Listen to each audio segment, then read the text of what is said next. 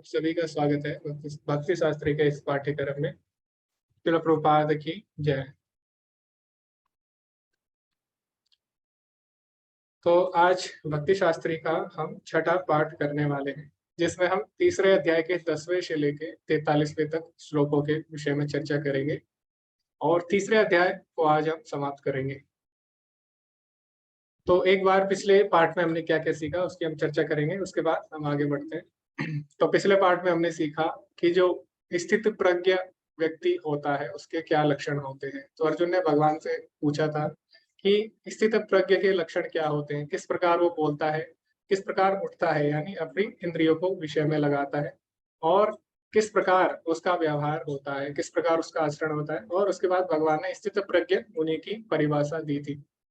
और उसके बाद हमने चर्चा की कि परम दृष्टा निवर्तते, यानी जिसको उच्च रस का आस्वादन हो जाता है तो वो निचले रस को त्याग देता है। तो हमने आपसे पूछा था और हमने चर्चा भी की थी कि क्या आपके साथ ऐसा कुछ अनुभव हुआ है। तो उसमें से बहुत जो भक्त है उन्होंने अपने अनुभव बताए थे उसमें। और अंत में हमने क्या चर्चा की थी, अंत में हमने एक डिस्कशन रखा था ग्रुप में, उसमें हमने चर्चा की थी कि क्यों जो कर्म योग है वो कर्म संन्यास से श्रेष्ठ है। तो इसकी भी हमने चर्चा की थी। और भगवान बोलते भी है पिछले अध्याय में, कर्मण्येवाधिकारस्ते मा फलेषु कदाचन। और उसी से संबंधित अभी हमारा अगला अध्याय होने वाला है, तीसरा अध्याय कर्म योग। तो कर्म योग का आरंभ और जो दूसरा अध्याय उसका अंत, दोनों आपस में जुड़े हुए। तो हमने क्या किया था, पिछले पार्ट में हमने दोनों की चर्चा की थी, यानी जो तीसरे अध्याय का आरंभिक श्लोक है 10 तक, और जो पिछले अध्याय जो दूसरे अध्याय के अंतिम श्लोक है उसमें कर्म योग के बारे में चर्चा हुई है। तो उसकी हमने चर्चा की थी कि क्यों कर्म योग कर्म संन्यास से श्रेष्ठ है, इसकी हमने चर्चा की थी। तो पिछले अध्याय में हमने क्या सीखा कि कर्म के बिना हम नहीं रह सकते। भगवान बोलते हैं तीसरे अध्याय के चौथे श्लोक में, न कर्मणाम अनारंभात नैष्कर्म्य पुरुष अश्नुते न च संन्यासना देव सिद्धिम समधि गच्छति, यानी कर्म किए बिना कोई व्यक्ति नहीं रह सकता, ना ही केवल संन्यास से सिद्धि प्राप्त की जा सकती है। तो चाहे कोई सन्यासी भी हो, अगर कोई अपने आप को सन्यासी भी बोलता है तो सन्यासी को भी कर्म करने पड़ते हैं, सन्यासी को भी खाना खाना पड़ता है, सन्यासी को भी सांस लेनी पड़ती है, सन्यासी को भी चिंतन करना पड़ता है। तो ये सब क्या है, कर्म है। तो कर्म के बिना एक सन्यासी भी नहीं रह सकता। तो अभी हमें पता है कि कर्म हमें बांधते हैं, चाहे हम अच्छा कर्म करें तब भी हमें बांधेंगे, और चाहे हम बुरा कर्म करें वो भी हमें बांधेगा। तो प्रश्न ये उठता है कि कर्म किस प्रकार किए जाए। तो वो भगवान इस अध्याय में बताते हैं अंत में। तो आप में से कोई बता सकते हैं क्या हमने सीखा था, कर्म किस प्रकार किए जाए। क्योंकि पाप और पुण्य, भगवान ने बोला कर्म किए बिना हम रह नहीं सकते, और साथ ही साथ भगवान ने क्या बोला, कर्म हमें बांधते हैं। तो फिर कर्म कैसे किए जाए, क्योंकि कर्म तो हमें बांध रहे हैं। तो कोई बता सकते हैं आप में से, बिना बंधन के कैसे कर्म किए जाए। ओके,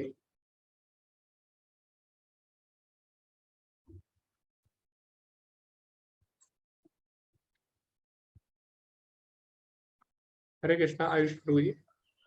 हरे कृष्ण प्रभु जी। कृष्ण भावना में कर्म करके हम लोग कर्म बंधन से बच सकते हैं। ओके जी प्रभु जी। तो प्रभु जी अभी कर रहे हैं कृष्ण भावनामृत में कर्म, तो इसीलिए वो ज्यादा अच्छे से बता सकते हैं हमें। हरे कृष्णा। नैना माता जी। हरे कृष्णा प्रभु जी। जी, भक्तिमय कर्म करके हम बंधन से मुक्त हो सकते हैं। ओके, तो आपने सही उत्तर दिया आप सभी ने। मोहित प्रभु जी, आप इसमें कुछ ऐड करना चाहेंगे। हरे कृष्णा जी। मोहित प्रभु जी। हरे कृष्णा प्रभु जी। प्रभु जी, हमें शास्त्रों में वर्णित जो कर्म कांड है उससे ऊपर उठ के और जो भी कर्म करना चाहिए वो कृष्ण को सेंटर में रख के और एक सुप्रीम पावर को मान के उनके अराउंड ही सारे कर्म करने चाहिए। जी हमने जी डिस्कस जी भी किया था कि अगर जी। प्रसाद भी हम लेते हैं तो अर्पित करके फिर खाना चाहिए। तो वही जी है। जी जी। तो प्रभु जी ने उदाहरण भी दिया उसका बहुत ही सुंदर, कि खाना हम पहले भी खाते थे अब भी खाते हैं, तो हमें कर्म करना नहीं त्यागना, हमें क्या करना है, भगवान को अर्पित करके। जैसे खाना हम पहले भी खाते थे अब भी खाते हैं, लेकिन अभी हम भगवान को अर्पित करके खाते हैं। गाने हम पहले भी सुनते थे, संगीत है ना, अभी भी हम संगीत सुनते हैं, लेकिन अभी जो हम संगीत सुनते हैं वो कीर्तन कहलाता है। पहले भी हम नाचते थे अभी भी नाचते हैं, लेकिन अभी भगवान के नाम पे नाचते हैं। तो भक्ति में कुछ भी नहीं छोड़ते, भक्ति में हम क्या करते हैं, कृष्ण को जोड़ते हैं। और यही हम सबको बोलते हैं, चाहे कोई भी हो कृष्ण भक्ति में आता है। तो सबकी पहली पुरानी मान्यताएं रहती है कुछ, तो सबको क्या बोला जाता है, कृष्ण को जोड़ने को बोला जाता है। अगर कृष्ण जुड़ जाएंगे तो जो गलत चीजें होंगी, जो अनर्थ होंगे, वो सब अपने आप छूट जाएंगे। तो कृष्ण क्या करते हैं, सारी जगह घेर लेते हैं। पहले आप थोड़ा सा उन्हें स्पेस दीजिए बस, बाद में वो क्या करेंगे, धीरे धीरे अपने आप सारी जगह घेर लेते हैं। तो ये कृष्ण का स्वभाव है। इसलिए हमें क्या करना है, कुछ भी नहीं छोड़ना, केवल भगवान को जोड़ना है।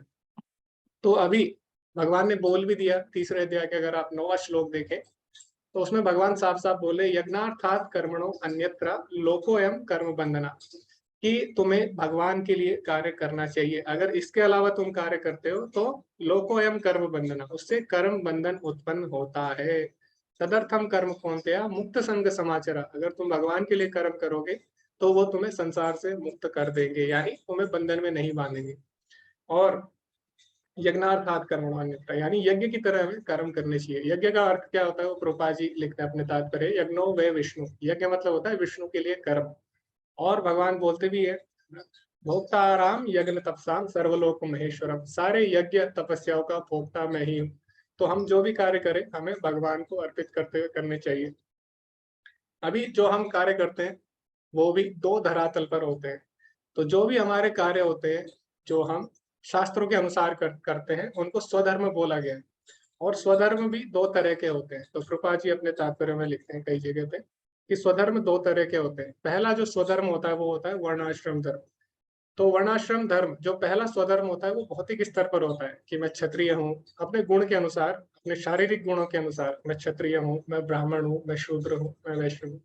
तो उसके अनुसार हमें क्या कर्म करने हैं, वो भगवान ने शास्त्रों में बताए कि अगर हम अपने आप को शरीर मानते हैं तो शारीरिक स्तर पर जो हम कर्म करते हैं वो पहला स्वधर्म हो, उससे भी हम धीरे धीरे भगवान की तरफ बढ़ते हैं। तो हमने पढ़ा भी था श्रीमद् भागवतम का श्लोक, उसमें क्या बोला गया है, संसिद्धिम हरितोषणम। तो जो वर्णाश्रम व्यवस्था है वो किस लिए है, ताकि हम धीरे धीरे भगवत प्राप्ति कर सके। तो धीरे धीरे हम भौतिक स्तर से आध्यात्मिक स्तर पर उठे, उसके लिए वर्णाश्रम व्यवस्था बनाई गई है। तो ये हो गया पहला स्वधर्म।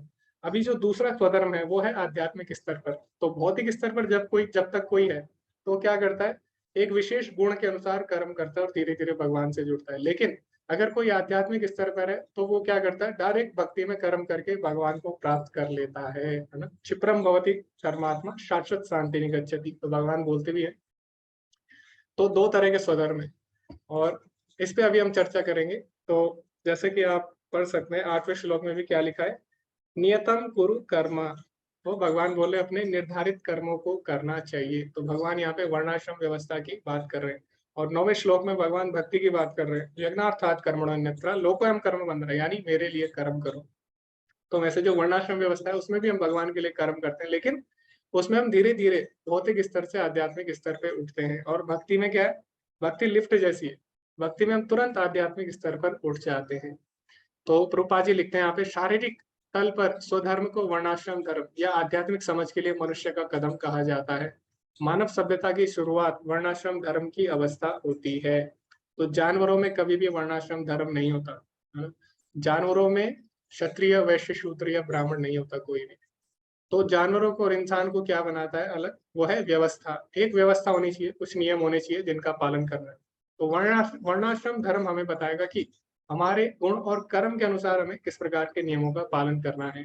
तो जो वर्णाश्रम व्यवस्था है वो क्या है, मानव सभ्यता की शुरुआत है, यानी शुरुआती जो कदम है आध्यात्म की ओर। तो आगे यहाँ पे श्रीमद् भागवतम में भी आया है कि अपने व्यवसायिक कर्तव्यों में पूरी तरह से लगे हुए एक अभक्त को कुछ भी हासिल नहीं होता। अब कई लोग ऐसे हैं कि वो केवल वर्णाश्रम के नियमों का तो पालन करते हैं, लेकिन उनका अंतिम लक्ष्य भगवान नहीं होते, यानी वर्णाश्रम धर्म को वो व्यवसायिक तरीके से ले लेते हैं। जैसे कि ब्राह्मण को लगता है कि ब्राह्मण उसका व्यवसाय है तो व्यवसाय के लिए कर्म कर रहा है। किसी क्षत्रिय को लग रहा है कि वो क्षत्रिय क्यों है, क्योंकि उसे रोजी रोटी कमानी है, अपने खाने के लिए, अपने व्यवसाय के लिए केवल वो क्षत्रिय का कार्य कर रहा है। तो इस प्रकार अगर कोई व्यवसाय के लिए व्यवसायिक स्तर पर अगर कोई वर्णाश्रम का पालन करता है तो अंत में उसे कुछ नहीं मिलेगा। तो वर्णाश्रम धर्म किस लिए, धीरे धीरे हम अपने व्यवसाय और अपने गुण कर्म के अनुसार हम अपना व्यवसाय चुने और धीरे धीरे हम भगवान से जुड़े। तो अंतिम उद्देश्य अगर हमारा कृष्ण नहीं है तो फिर यहाँ पे बोला गया है कि अपने व्यवसायिक कर्तव्य में पूरी तरह अगर आप लगे हुए तो उसका कोई लाभ नहीं है। अब कई लोग बोलते हैं कि कर्म ही पूजा है, तो बोलते जो भी कर्म हम कर रहे हैं उसको अच्छे से करो, उसी में भगवान प्रसन्न हो जाएंगे। लेकिन ऐसा नहीं है, अगर हमारे कर्म का उद्देश्य भगवान नहीं है तो फिर यहाँ पे लिखा गया कि ऐसे कर्म करने से कुछ नहीं होता। तो हमें कर्म करना है अपना अच्छे से, लेकिन हमें उसका अंतिम लक्ष्य भगवान को बनाना होगा, तभी वो कर्म परिपक्व माना जाएगा, यानी तभी वो कर्म वर्णाश्रम के अनुसार माना जाएगा। तो दो चीजें हैं, एक तो एक तो हम क्या कर रहे हैं अपने व्यवसाय में हम पूरी मेहनत से कार्य करें, लेकिन उसमें क्या होगा, उसमें अगर हमारा अंतिम लक्ष्य भगवान नहीं है तो सब चीज चली जाएगी, है ना। मान लीजिए आप एक क्षत्रिय है या एक ब्राह्मण है, कुछ भी है, आप एक वैश्य है, शूद्र है, कुछ भी है, और आपने अपने अपना वर्णाश्रम धर्म का पालन किया, किस लिए, व्यवसायिक तरीके से, और आपने बहुत सारी धन संपत्ति इकट्ठा कर ली, है ना। आपने बहुत सारी जमीन, बहुत सारा धन इकट्ठा कर लिया, बहुत सारा वैभव, लेकिन अंत समय में क्या होगा, मृत्यु सर्वहरश्चाहम, मृत्यु सब चीज हर लेगी। तो आप भले ही 100% सक्सेस हो जाए अपने काम में, लेकिन फिर भी क्या होगा, फिर भी अंत में आप फेल हो जाओगे। लेकिन वहीं दूसरी तरफ भक्ति है, भक्ति में क्या होगा, भक्ति में अगर आप थोड़ा सा भी प्रयास करोगे तो भगवान कभी भी नहीं भूलते। स्वल्पम अप्यस्य धर्मस्य त्रायते महतो भया, दूसरे अध्याय के 40वें श्लोक में बोला गया है। इस पद पर थोड़ी सी भी उन्नति सबसे खतरनाक, सबसे भयानक दुख से रक्षा करती है। तो भक्ति में अगर आपके प्रयास 100% ना भी हो, अगर 1% भी होता है, तब भी क्या होता है, भगवान उसको स्वीकार करते हैं। लेकिन सांसारिक कार्य में आप 100% सक्सेस हो जाओ तब भी वो फेलियर माने जाते हैं, तब भी वो असफल माने जाते हैं। क्यों? क्योंकि अंत में वो आपके साथ नहीं जाते। तो आगे रूपा जी बोलते हैं, कृष्ण भावनामृत में गतिविधियां या इंद्रिय तृप्ति की अपेक्षा के बिना कृष्ण के लाभ के लिए कार्य करना कार्य का उच्चतम पारलौकिक गुण है। ऐसी गतिविधि की एक छोटी सी शुरुआत भी कोई बाधा नहीं पाती है, और ना ही वह छोटी सी शुरुआत किसी भी स्तर पर कोई जा सकती है। तो जब हम भगवान के लिए कोई कार्य करते हैं तो उससे क्या होता है, अभी आप किसी के लिए भी कार्य करें संसार में तो एक समय बाद वो भूल जाएगा। आप किसी की भी सेवा करें संसार में, एक समय बाद क्या होगा, आपको दुखी मिलेगा। क्यों? उसको हमेशा याद नहीं रहेगा, और मान लीजिए इस जन्म में उसे याद भी है, लेकिन हमेशा याद नहीं रहने वाला। जैसे ये शरीर त्यागेगा वो भूल जाएगा। लेकिन अगर आप भगवान के लिए कुछ भी करते हैं, छोटा सा भी कार्य करते हैं, तो भगवान क्या बोल रहे हैं, भगवान उसको हमेशा याद रखते हैं। तो भगवान उसको कभी नहीं भूलते। तो भगवान बोलते भी, उपद्रष्टा अनुमंता चा भर्ता भोक्ता महेश्वर। उपद्रष्टा मतलब साक्षी। तो भगवान हमेशा हमारे साथ परमात्मा रूप में होते हैं हमारे हृदय में, तो हमेशा याद रखते हैं। अगर आप चेष्टा भी करते हैं, उनके बारे में सोचते भी हैं, तब भी भगवान को पता लग जाता है। तो इसीलिए अगर हम भगवान के लिए कार्य करें तो उसमें ज्यादा लाभ है। अभी हमें चर्चा करनी है कुछ चीजों के ऊपर, कुछ विषयों के ऊपर हम चर्चा करेंगे। तो मैंने मीटिंग में वेटिंग रूम डाला है, लेकिन फिर भी लोगों की संख्या बढ़ती जा रही है, पता नहीं कैसे।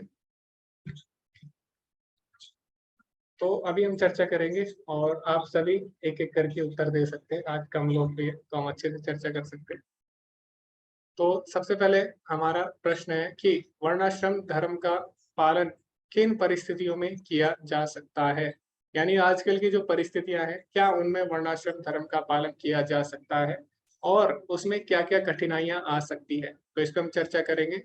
दूसरा हमारा टॉपिक है कि कृष्ण भावनामृत का अभ्यास आरंभ करने के लिए क्या योग्यताएं आवश्यक है। एक भक्त बनने के लिए, अच्छा भक्त बनने के लिए, भगवत प्राप्ति के लिए क्या क्या योग्यताएं कलयुग में होनी चाहिए। तो आप रेफरेंस ले सकते हैं दूसरे अध्याय का 31वां श्लोक, तीसरे अध्याय का 5वां और 26वां और 35वां श्लोक।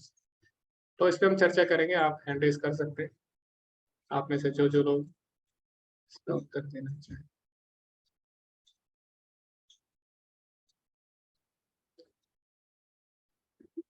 ओके, तो एक एक करके हम चर्चा करेंगे, और आप सभी को भाग लेना होगा चर्चा में, क्योंकि मैंने आपको बोला इस जो भक्ति शास्त्री का पाठ्यक्रम है इसमें हम चर्चा करेंगे, केवल चर्चा करेंगे।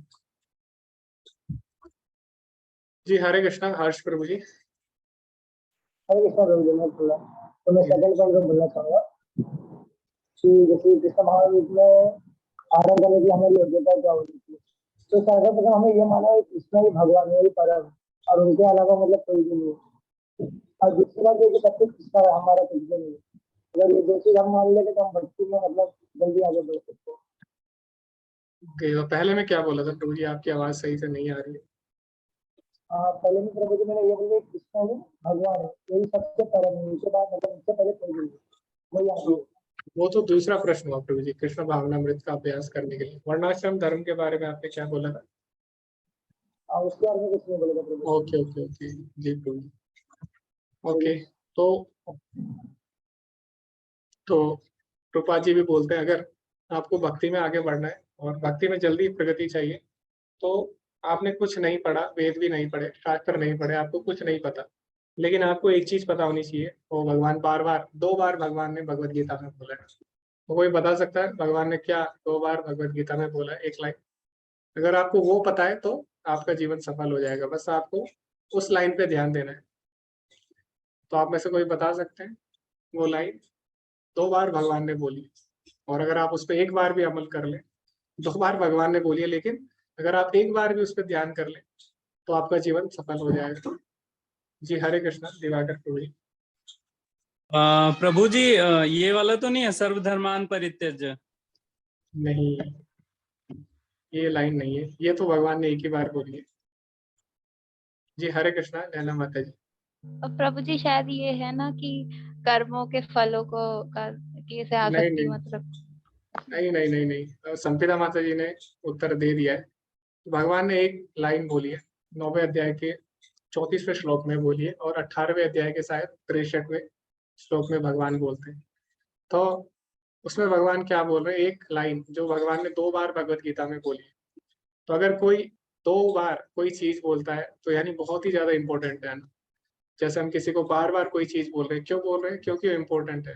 जैसे मैं बार बार रिमाइंडर डाल रहा हूँ सुबह से क्लास के लिए, तो इसका मतलब क्या है? अभी क्लास हमारे लिए इम्पोर्टेंट है, तो इसीलिए हमें टाइम पे आना है। तो इसीलिए भगवान ने भी भगवत गीता में 2 बार एक लाइन बोली है, वो क्या है? मद मना भव मद भक्तो मद्याजी माम नमस्कुरु। तो अगर हम केवल इतना याद रखें कि हमें क्या करना है, भगवान बोले मत बना, मेरे में मन लगाओ, भव मत भक्तो, मेरे भक्त बनो, मध्याजी माम नमस्कुरु, केवल मुझे नमस्कार करो। तो अगर हम केवल इतना भी कर लेते हैं तो हम भक्ति में आगे बढ़ सकते हैं। तो प्रभुपा जी बोलते हैं केवल हमें इतना करना है। ओके, तो और आगे कोई इस पर चर्चा करना चाहते हैं आप हैंड रेज कर सकते हैं कि वर्णाश्रम धर्म क्या आजकल हम इसका पालन कर सकते हैं, और कौन सी परिस्थितियां हैं जिसमें हम इसका पालन नहीं कर सकते।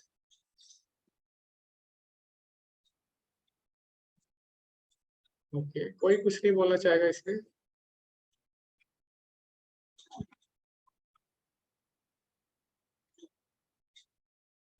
जी हरे कृष्णा, दिवाकर प्रभु जी। जी प्रभु जी ये वर्णाश्रम धर्म का पालन जो है हमें लगभग हर एक परिस्थितियों में करना ही करना चाहिए। इस पे प्रभु जी मैंने डिबेट में पता है ये बोल दिया था कि हमें वर्णाश्रम, इसमें मेरा आया था टॉपिक कि बेरोजगारी क्यों है, तो उसमें मैंने ये बोल दिया था कि श्रीमद् भगवत गीता में जो है बताया गया है चातुर्वर्णम में असृष्टा गुण कर्म विभाग सा। इसके बाद में फिर मैंने एक्सप्लेनेशन दे दिया, तो उन लोगों को मतलब चिढ़न हो गई कि आप अभी भी जो है वर्णाश्रम धर्म पे ही टिके हुए हो। इसके लिए मेरे को प्रभु जी सीनियर फैकल्टी से डांट भी पड़ गई। ओके, तो वर्णाश्रम धर्म कई लोगों को लगता है कि जातिवाद है या भेदभाव, ऐसा नहीं है। अगर आप कोर्ट में भी जाएं तो कोर्ट में क्या होता है? कोर्ट में जज ऊपर बैठ रहा है, जज की कुर्सी सबसे ऊपर होती है, और जो बाकी लोग होते हैं चाहे कितना भी अच्छे क्यों ना हो, बाकी लोग हमेशा नीचे होते हैं, जज हमेशा ऊपर रहता है। तो वहां पे क्यों नहीं हम बोलते कि भेदभाव हो रहा है?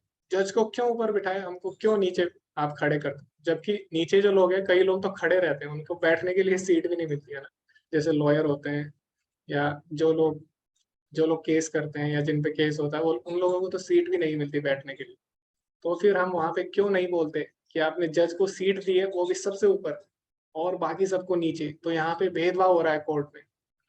तो हम ऐसा क्यों बोलते हैं? क्यों नहीं बोलते वहां पे? क्योंकि हमें पता है जज की योग्यता अधिक है, उसकी योग्यता अधिक है, इसीलिए उसका सम्मान किया जाता है। इसी प्रकार जो वर्णाश्रम व्यवस्था है उसमें सभी बराबर है, लेकिन जिसकी योग्यता ज्यादा होती है, जिसकी रिस्पॉन्सिबिलिटी ज्यादा होती है, उसको हमेशा ज्यादा सम्मान दिया जाता है, और दंड भी उसको सबसे पहले दिया जाना चाहिए। तो कई देशों में ऐसा कानून है कि जिसकी रिस्पॉन्सिबिलिटी जितनी होती है, जो हायर अथॉरिटी है, उसके लिए सजा अलग है ना, उस हिसाब से। तो आपने देखा होगा कभी भी अगर कोई ब्रिज गिरता है तो सबसे पहले नौकरी किसकी जाती है अगर ब्रिज गिरेगा? ऐसा नहीं है कि मजदूर की नौकरी जाएगी, सबसे पहले नौकरी जाती है जिसने कॉन्ट्रैक्ट लिया था, कॉन्ट्रैक्टर की। क्यों? क्योंकि उसकी रिस्पॉन्सिबिलिटी ज्यादा है और इसीलिए उसका सम्मान भी है ज्यादा। क्यों? क्योंकि उसकी हाई रिस्पॉन्सिबिलिटी है। ठीक है? तो वर्णाश्रम व्यवस्था हर जगह है, अगर डायरेक्टली नहीं तो इनडायरेक्टली है। कहीं पे किसी को ज्यादा सम्मान है, कहीं पे कम। जैसे हम कॉलेज में भी देखें तो कॉलेज में जो फैकल्टी है, जो टीचर है, जो पढ़ा रहे हैं, उनका ज्यादा सम्मान है। जो लोग चपड़ासी है या जो लोग और कार्य करते हैं, बाकी सबकी सेवा करते हैं, तो उनका सम्मान कम है। तो हम ऐसा क्यों नहीं बोल रहे वहां पे कि इनको क्यों कम सम्मान दिया जा रहा है? या हम किसी जो चपड़ासी लोग हैं उनको हम क्यों नहीं बोलते कि आप पढ़ाइए जाके? तो हम बोलते हैं इनको पढ़ाने नहीं दिया जा रहा है, यानी भेदभाव है यहाँ पे। ऐसा नहीं है। तो जिसके अंदर जो गुण होंगे उस हिसाब से कर्म करते हैं। किसी को चपरासी का काम पसंद है, किसी को पढ़ाने का काम पसंद है, किसी को मैनेजमेंट का काम पसंद है। तो सबके सबके अपने गुण के अनुसार कर्म है। हम किसी को फोर्स नहीं कर सकते। एक चपरासी भी चाहे तो वो भी कल प्रोफेसर बन सकता है, एक प्रोफेसर चाहे तो वो भी कल चपरासी बन सकता है। किसी को हम रोक नहीं सकते हैं। तो इसी प्रकार वर्ण व्यवस्था भी है अपने गुण और कर्म के अनुसार है। तो आप भी ऐसा बोल सकते हैं अगर आपके साथ, अगर आपको कोई कुछ बोलता है। जी हरे कृष्णा। मोहित प्रभु जी, आपने अपने पॉइंट रख लिए। हाँ, हरे कृष्णा प्रभु जी। प्रभु जी, जी वर्णाश्रम धर्म का पालन किन परिस्थितियों में आवश्यक है? तो लगभग हर परिस्थितियों में प्रभु जी, क्योंकि अगर हमारे जीवन में हम कोई भी कार्य कर रहे हैं और उसमें उच्चतर पद को हमें प्राप्त करना है, तो हमें स्वधर्म का निर्वाह करना होगा। और वो कैसे होगा? जब हम वर्णाश्रम धर्म का पालन करेंगे। तो आई थिंक लगभग हर परिस्थिति। हरे कृष्ण। जी जी। हरे कृष्णा। श्वेता माता जी, आप कुछ बोलना चाहेंगे इन विषयों पे? जी हरे कृष्णा प्रभु जी। वर्णाश्रम धर्म का पालन करना तो बहुत जरूरी है, क्योंकि अभी हम लोग कहते हैं ना कि भ्रष्टाचार हो रहा है, ऑर्गेनाइजेशन पे सवाल उठाते हैं। ऐसा इसलिए क्योंकि हम लोग जो अयोग्य व्यक्ति हैं, जो श्रमिक वर्ग के व्यक्ति हैं, वो राजा का काम कर रहे हैं, तो इसलिए ये सब गड़बड़ हो जाता है। तो इसीलिए वर्णाश्रम का तो पालन करना बहुत, वर्णाश्रम धर्म का पालन करना तो बहुत जरूरी है, ताकि जी सब कुछ ऑर्गेनाइज तरीके से चल सके। जी जी माता जी, धन्यवाद। बहुत ही सुंदर आपने पॉइंट रखा कि आजकल क्या हो रहा है कि जिसका काम है, जिसको जिस काम में रुचि है उसको काम नहीं मिल रहा है, और जिसको जो काम नहीं करना उसको वो काम दिया जा रहा है। तो इससे क्या हो रहा है? भ्रष्टाचार बढ़ रहा है। मान लीजिए किसी को इंजीनियर बना दिया, लेकिन उसको पसंद नहीं है इंजीनियरिंग, तो क्या करेगा? कभी भी उसको सही से नहीं करेगा उस कार्य को। क्यों? क्योंकि उसको पसंद नहीं है। तो इससे क्या होगा? भ्रष्टाचार बढ़ेगा, वो उस कार्य को गलत करेगा, और उसका गुण भी वैसा नहीं है। तो गुण वैसा नहीं है तो इससे कर्म भी उसके सही नहीं होंगे। तो इससे क्या होगा? इससे या तो समाज का नुकसान करेगा वो इनडायरेक्टली, या फिर भ्रष्टाचार करेगा। तो आजकल इसीलिए ऐसा हो रहा है क्योंकि वर्णाश्रम व्यवस्था ठप हो चुकी है, या फिर अगर है भी तो वो किसके आधार पर कर दी गई है? वो जन्म के आधार पर कर दी गई है। और जो मायावाद संप्रदाय है उसमें क्या होता है? उसमें तो केवल ब्राह्मण ही दीक्षा ले सकते हैं, और उसमें केवल जो ब्राह्मण कुल में जन्मे उनको ही ब्राह्मण माना जाता है, जो मायावाद संप्रदाय है। लेकिन हमारे जो वैष्णव संप्रदाय है, विशेषकर जो हमारा गौड़ीय वैष्णव संप्रदाय है, उसमें ऐसा कुछ नहीं है। उसमें बोला गया है कि अपने गुण से ब्राह्मण होता है। तो स्कूल में भी अगर आप देखेंगे किसी को ब्राह्मण दीक्षा दी जाती है तो उसके लिए पहले कुछ क्वालिफिकेशन होनी चाहिए। जैसे कि भक्ति शास्त्री का जो आप कोर्स कर रहे हैं, ब्राह्मण दीक्षा के लिए ये कोर्स कंपलसरी है। भक्ति शास्त्री का कोर्स कंपलसरी है, और भी बहुत चीजें हैं जो कंपलसरी है। तो इस्कॉन में जो दीक्षा दी जाती है, ब्राह्मण दीक्षा, उसमें किसके हिसाब से दी जाती है? गुण के हिसाब से दी जाती है, गुण और कर्म के। वो जन्म के आधार पर नहीं है। और यही हमें चैतन्य महाप्रभु ने भी सिखाया। तो जो हरिदास ठाकुर थे वो क्या थे? वो मुस्लिम परिवार में जन्मे थे, है ना? तो जो मुस्लिम होते हैं उनको यवन कहा जाता है। तो यवन परिवार में जन्मे होने के बाद भी चैतन्य महाप्रभु ने उन्हें स्वीकार किया और एक वैष्णव के रूप में स्वीकार किया, और उनको आज हम बहुत ही श्रेष्ठ आचार्य के रूप में जानते हैं, नामाचार्य। इसी प्रकार जो रूप गोस्वामी थे, सनातन गोस्वामी थे, उन्होंने क्या किया? उन्होंने मुगलों के यहाँ नौकरी की। लेकिन इससे क्या हुआ? समाज ने उनको बहिष्कार कर दिया था। क्योंकि पहले जमाने में ऐसा होता था, अगर आप किसी मुगल के संपर्क में आ जाते तो आपका त्याग कर दिया जाता था। लेकिन चैतन्य महाप्रभु ने उनको स्वीकार किया, तो उनका नाम भी बदल दिया गया था, कबीर खास, और ऐसे ऐसे उनका नाम था। तो चैतन्य महाप्रभु ने उनको भी स्वीकार किया, उनको भी वैष्णव बनाया, और वो भी हमारे महान आचार्य हुए, रूप गोस्वामी, सनातन गोस्वामी। तो अगर हम देखें अपनी परंपरा में, तो जो चैतन्य महाप्रभु या हमारे कोई भी आचार्य हैं, उन्होंने कभी भी जन्म के आधार पर भेदभाव नहीं किया। ठीक है, तो ये हमें सीखने को मिलता है अपने आचार्यों से। ओके, तो आगे प्रभुपाद जी इस पे क्या कहते हैं उसकी हम चर्चा करेंगे। तो बहुत ही कम लोगों ने भाग लिया चर्चा में, पता नहीं बाकी लोगों ने क्यों नहीं लिया। तो प्रभुपाद जी बोलते हैं, थोड़ा विकसित कृष्ण भावना भावित व्यक्ति अन्य वैदिक सूत्रों की प्रतीक्षा किए बिना सीधे भगवान की सेवा में लग सकता है। इस भाग्यशाली व्यक्ति के लिए वैदिक अनुष्ठानों का पालन करने की कोई आवश्यकता नहीं है, क्योंकि प्रत्यक्ष कृष्ण भावनामृत द्वारा व्यक्ति को अपने निर्धारित कर्तव्य का पालन करने से प्राप्त होने वाले सभी परिणाम प्राप्त हो सकते हैं। तो कृष्ण भावनामृत में अगर कोई भक्ति करता है भगवान की, तो बाकी जो विधियां हैं उसका पालन करने की उसको आवश्यकता नहीं रह जाती, क्योंकि 8वें अध्याय के अंतिम श्लोक में क्या बोला गया है, 28वें श्लोक में, वेदेषु यज्ञेषु तपस्सु चैव दानेषु यत् पुण्यफलं प्रतिष्ठम् अत्येति तत्सर्वमिदं विदित्वा योगी परम स्थानम उपेति चादम। अगर कोई भक्ति करता है तो वेदेषु, वेदों का, वेद पढ़ने का, यज्ञेषु, सारे यज्ञ करने का, तपस्सु, सारी तपस्या करने का, दानेषु, दान करने का, पुण्य फलम प्रतिष्ठम, पुण्य करने का सारे फल उसको प्राप्त हो जाएंगे। तो भक्ति करेंगे तो आपको अलग अलग से चीजें करने की आवश्यकता नहीं है, भक्ति से सारे लाभ प्राप्त हो जाते हैं। अत्येति सत्सर्वमिदं विदित्वा, तो अत्येति मतलब लांग जाता है, योगी परम स्थानम उपेति चादम, जो भक्त होता है वो परम गति को प्राप्त करता है। तो भक्ति अगर हम करते हैं तो उसमें सारे योग अपने आप आ जाते हैं। ठीक है, तो अलग अलग हमें हर चीज करने की आवश्यकता नहीं है। तो कृष्ण खुश तो सब खुश, कृष्ण खुश तो सारे लाभ प्राप्त हो जाते हैं। तो इसीलिए भक्ति के लिए कोई भी योग्यता नहीं है, तो वही योग्यता है केवल मद मना भव मद भक्तो मध्याजी माम नमस्कुरु। और चैतन्य महाप्रभु बोलते भी है शिक्षाष्टकम में कि तत्र पिता नियमिता स्मरण काला, यानी भगवान का नाम लेने का कोई भी नियम नहीं है, कोई भी समय नहीं है, कोई भी स्थान नहीं है। किसी भी दिन, किसी भी समय, किसी भी स्थान में आप भगवान का किसी भी अवस्था में नाम ले सकते हैं। आगे प्रभुपाद जी बोलते हैं, अब आप वर्णाश्रम की इस प्रणाली को फिर से शुरू नहीं कर सकते। तो जो पहले वर्णाश्रम धर्म था और आज जो वर्णाश्रम व्यवस्था बना दी गई है वो उसका विकृत रूप है, यानी डिस्टोर्टेड वर्जन है।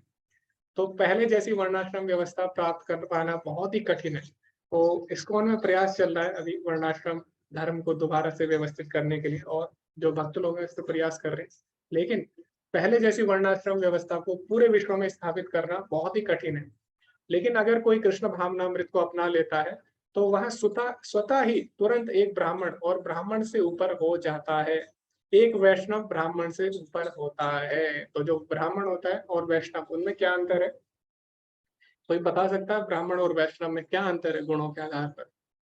क्योंकि गुण और कर्म के हिसाब से हम देख रहे हैं, तो गुण और कर्म के हिसाब से ब्राह्मण और वैष्णव में क्या अंतर है, आप बता सकते हैं? यहाँ पे प्रभुपाद जी बोलते हैं कि वो एक वैष्णव बन जाता है अगर कोई कृष्ण भावनामृत को अपना लेता है, यानी वो ब्राह्मण से भी ऊपर हो जाता है।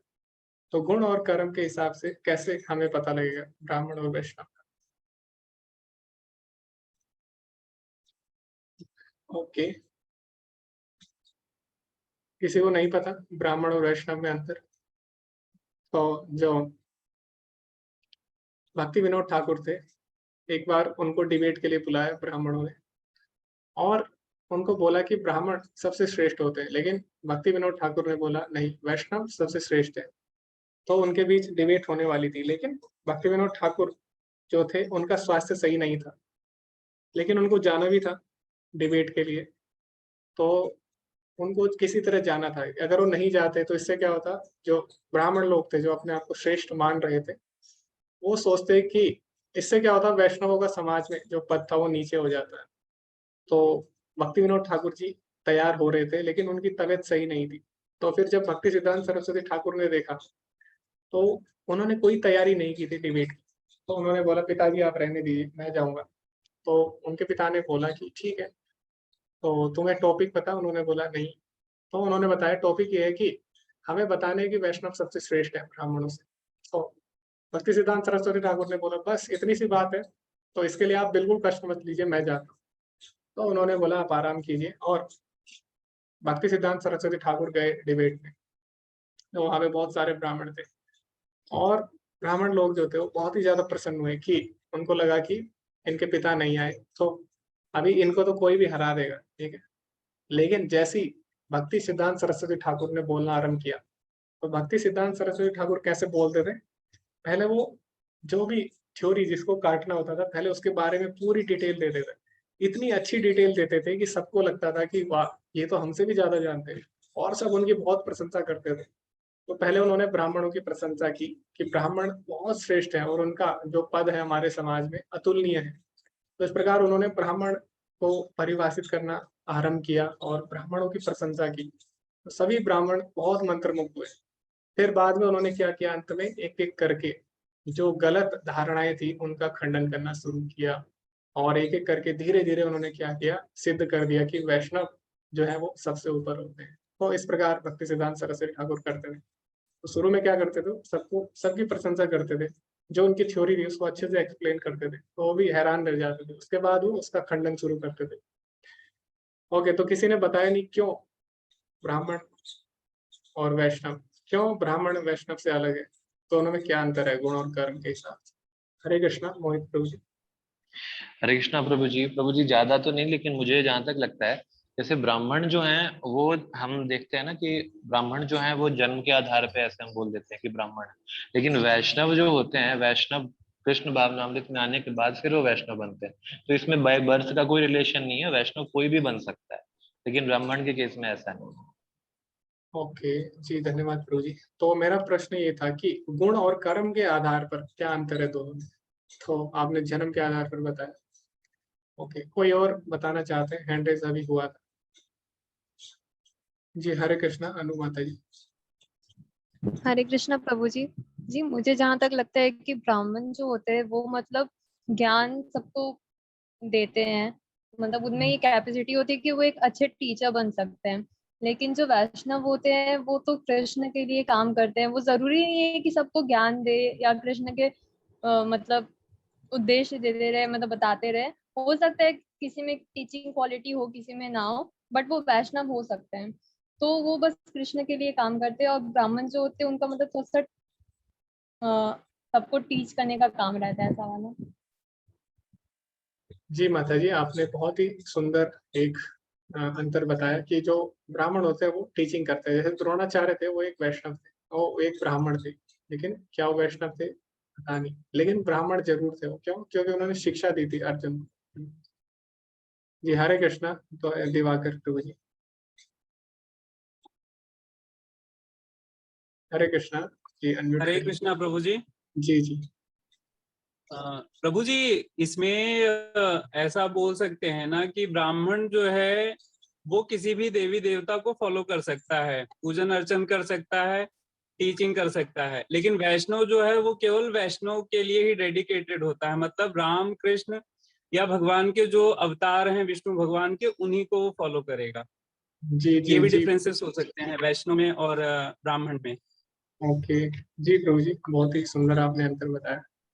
तो अभी जो मेरा प्रश्न था, लेकिन क्या था, गुण और कर्म के अनुसार हमें बताना था। आपको प्रभु जी ने कर्म के हिसाब से बता दिया और माता जी ने भी बोला। ओके, ब्राह्मण ब्राह्मण जो होते हैं कर्म कांड करते हैं और वैष्णव भक्ति करते हैं। ओके, ये भी हो सकता है। तो अभी हम देखते हैं भगवत गीता के अनुसार। तो भगवत गीता के अनुसार ब्राह्मण जो होते हैं वो कौन होते हैं? जो सतोगुण में स्थित होते हैं वो ब्राह्मण कहलाते हैं। लेकिन हमें पता है कि सतोगुण भी क्या करता है, हमें इस संसार से बांधता है। कैसे? सुख संगेन बदनाति ज्ञान संगेन चा आनघा। तो भगवान बोलते हैं, हे अनग, हे निष्पाप अर्जुन, जो सतोगुण होता है, तत्र सत्वम निर्मलत्वात्, सतोगुण सबसे ज्यादा पवित्र होता है। तत्र सत्वम निर्मलत्वात् प्रकाशकम अनामयम, यानी हमें अंधकार से बाहर निकालता है, ज्ञान में लाता है। लेकिन सतोगुण की समस्या क्या है? सबसे शुद्ध होने के बाद भी सुख संगेन बदनाति ज्ञान संगेन चानगा, ये हमें सुख और ज्ञान से बांध देता है। तो जो ब्राह्मण होता है वो सतोगुण में होता है, सबसे श्रेष्ठ होते हैं, लेकिन वो भी ज्ञान से और सुख से बंध जाते हैं। ठीक है? और ब्राह्मण जो होता है वो क्या होता है? वो सुख दुख से ऊपर होता है, वो ज्ञान से कभी नहीं बनता। तो ब्राह्मण तीनों गुणों से ऊपर उठ जाता है। अत्यति तत्सर्वमिदं विदित्वा, अभी भगवान ने बोला ना कि वो सब चीजों को लांग कर मेरे शरण में आ जाता है। तो जो भगवान के भक्त होते हैं वो किसी भी गुण में नहीं आते। जैसे भगवान क्या है? भगवान क्या है? भगवान त्रिगुणातीत है ना।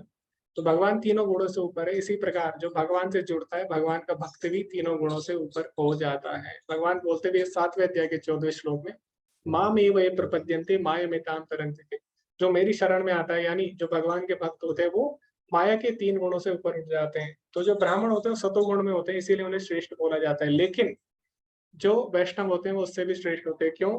क्योंकि वो प्रकृति के तीनों गुणों से मुक्त होते हैं। तो कौन ज्यादा श्रेष्ठ होगा? जो व्यक्ति बंधा हुआ है, जो मुक्त है। जो मुक्त है वो ज्यादा श्रेष्ठ होगा। तो इसीलिए ब्राह्मण को, जो वैष्णव होता है, उसको ज्यादा श्रेष्ठ माना जाता है, क्योंकि वो किसी भी गुण में नहीं बनता और उसका स्वार्थ, कोई भी स्वार्थ नहीं होता। वो क्या करता है? केवल भगवान की भक्ति करता है। अहेतु की अप्रताहिता, अहेतु की मतलब बिना किसी कारण की, अप्रताहिता मतलब हमेशा करता है। ठीक है। और दूसरा, जैसे कि आप सभी ने बताया कि जो ब्राह्मण है उसका कार्य क्या है, ये तो जन्म के आधार, ये तो गुण के आधार पर हो गया। अभी कर्म के आधार पर क्या है? ब्राह्मण एक शिक्षक हो सकता है, वो कोई भी शिक्षा आपको दे सकता है, भौतिक शिक्षा भी दे सकता है। जैसे हम देखते हैं द्रोणाचार्य ने अर्जुन को भौतिक शिक्षा दी, लेकिन क्या भौतिक शिक्षा से अर्जुन अपने जीवन के दुखों को दूर कर पाया? नहीं कर पाया ना। तो अर्जुन इतना अच्छा धनुर्धर होते हुए भी वो क्या किया? वो संसार के दुखों को पार नहीं कर पाया। अंत में क्या हुआ? उलझ गया अर्जुन। तो भौतिक शिक्षा में भले ही कोई कितना भी निपुण हो, तो वो इस भौतिक जीवन के दुखों से बाहर नहीं निकल सकता। जैसे कि आपको अगर 10th क्लास को पार करना है, तो अगर आपको 12th क्लास की नॉलेज है, तभी आप उसको 10th क्लास को आसानी से पार कर जाओगे ना। तो भौतिक शिक्षा से हम भौतिक दुखों को पार नहीं कर सकते। अगर हमें भौतिक दुखों को पार करना है, तो उसके लिए हमें उससे ऊपर जो शिक्षा है, यानी आध्यात्मिक शिक्षा, वो जरूरी है। तो जो ब्राह्मण होता है वो आपको भौतिक शिक्षा दे सकता है, लेकिन जो वैष्णव होगा वो क्या करेगा? आपको आध्यात्मिक शिक्षा देगा। वैष्णव आपको कृष्ण दे देगा, भगवान दे देगा। तो ये अंतर है दोनों में। तो हम बोलते भी है, वांछा कल्पतरुभ्यश्च कृपा सिन्धुभ्यैव च पतितानां पावनेभ्यो वैष्णवेभ्यो नमो नमः। तो वैष्णव जो होते हैं वो पतित पावन होते हैं, यानी जीवात्मा का उद्धार कैसे हो इसके बारे में सोचते हैं। और इसके लिए एक ही तरीका है, वो क्या है? अगर वो किसी को भगवान के बारे में बताते हैं। तो ये दोनों में अंतर है।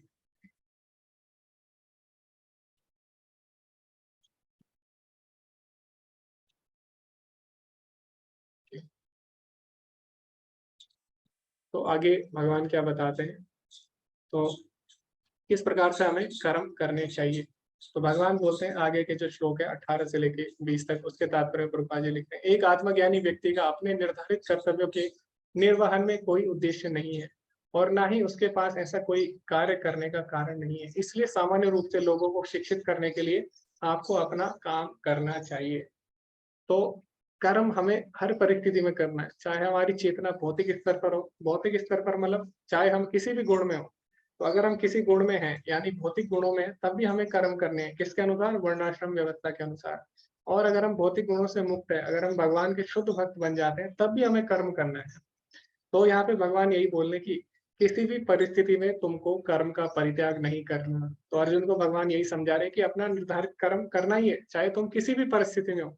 अगर तुम अपने आप को क्षत्रिय समझते हो, तब भी तुम्हें क्षत्रिय समझकर अपने आप को युद्ध करना चाहिए। अगर तुम अपने आप को क्षत्रिय से ऊपर, यानी तीनों गुणों से ऊपर समझते हो, भगवान के भक्त समझते हो, तब भी तुम्हें मेरे लिए कर्म करना ही चाहिए। तो कर्म तुम्हें करना ही करना है, युद्ध तुम्हें करना ही करना है किसी भी परिस्थिति में। तो इस प्रकार भगवान बोलते हैं। और अगर तुम युद्ध नहीं करोगे, तो इसका समाज पर क्या प्रभाव होगा? अगर अर्जुन युद्ध नहीं करता, तो इसका क्या प्रभाव होता समाज पे? तो भगवान बताते हैं, यद यदाचरति श्रेष्ठ तत्ते वितरो जना सयत् प्रमाणम कुरुते लोकस्तत् अनुवर्तते। महापुरुष जो भी कर्म करते हैं, सामान्य मनुष्य उसका अनुसरण करते हैं, और अनुकरणीय कृत्यों द्वारा वह जो भी मानक निर्धारित करता है, उसका पालन सारी दुनिया करती है।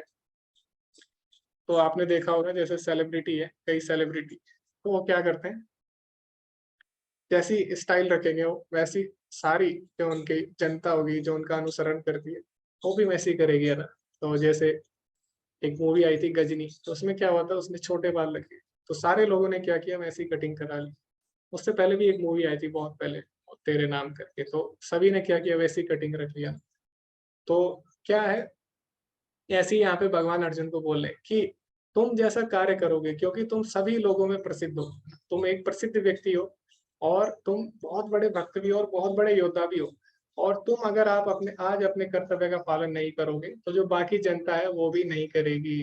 तो हम लोग क्या करते हैं, हमेशा जो प्रसिद्ध लोग होते हैं उनका हम अनुसरण करते हैं, जिनका समाज में प्रभाव होता है, इन्फ्लुएंसर है ना।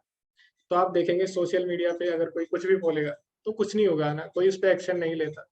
लेकिन जो इन्फ्लुएंसर होते हैं वो लोग अगर कुछ करते हैं तो क्या होता है, तुरंत उन पर कार्रवाई हो जाती है। क्यों?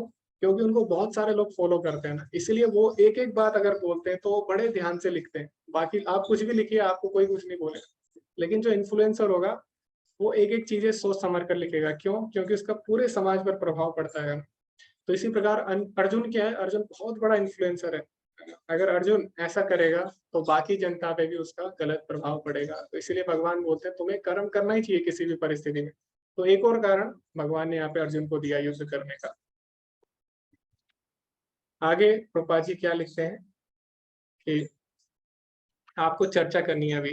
तो आपको ये चर्चा करनी है कि कब ऐसा हुआ कि जहां दूसरों ने आपका उदाहरण प्रस्तुत किया हो, यानी दूसरों ने आपको फॉलो किया हो, क्योंकि आप भी किसी न किसी के लिए श्रेष्ठ व्यक्ति होंगे। तो आपको क्या करना है कि आपको बताना है कि कब ऐसा हुआ आपके साथ कि आपने किसी को फॉलो किया हो या किसी ने आपको फॉलो किया। तो मैंने आपको दो ऑप्शन दे दिए, यहाँ पे एक ही ऑप्शन था कि किसी ने आपको फॉलो किया। लेकिन आप ये भी बता सकते हैं कि आपने किसी को अगर फॉलो किया हो तो क्या उसका परिणाम हुआ, वो भी आप बता सकते हैं। ओके, तो आपको हैंड रेज करना होगा। जी हरे कृष्णा दिवाकर प्रभु जी। हरे कृष्णा जी। हरे कृष्णा मोहित प्रभु जी। हरे कृष्णा प्रभु जी। जी प्रभु जी, तो ये बात 2017-18 की है। उस वक्त मैं एनसीईआरटी में बीएड कंप्लीट कर चुका था और इंटर्नशिप में मैं नवोदय विद्यालय में पढ़ा रहा था रुद्रपुर में। तो हिस्ट्री में एक चैप्टर है क्लास 9 में, फ्रेंच रेवोल्यूशन। तो थोड़ा सा मॉडर्न हिस्ट्री जब शुरू होती है ना तो बच्चों को समझ में नहीं आती है। तो मैंने बहुत कोशिश की एक दो लेक्चर में उनको समझाने की, तो उनको समझ आया नहीं। और वो यूट्यूब का जमाना था नहीं कि लेक्चर देख सकें।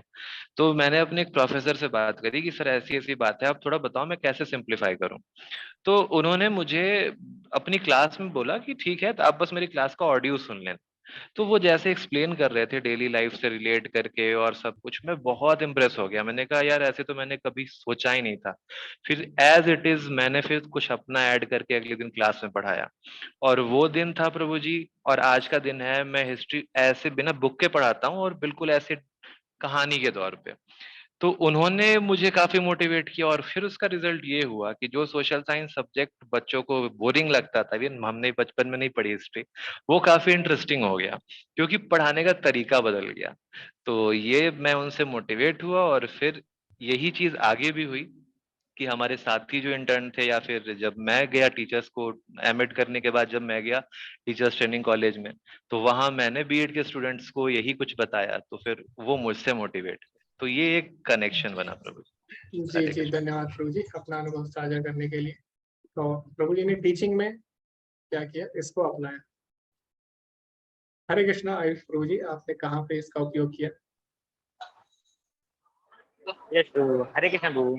जी मैंने सबसे पहले तो नमस्कार प्रभु को फॉलो किया। जब उनका क्लास लिया तो इतना शांत, इतना कूल, मतलब बस वही करने का मन किया तो वो किया।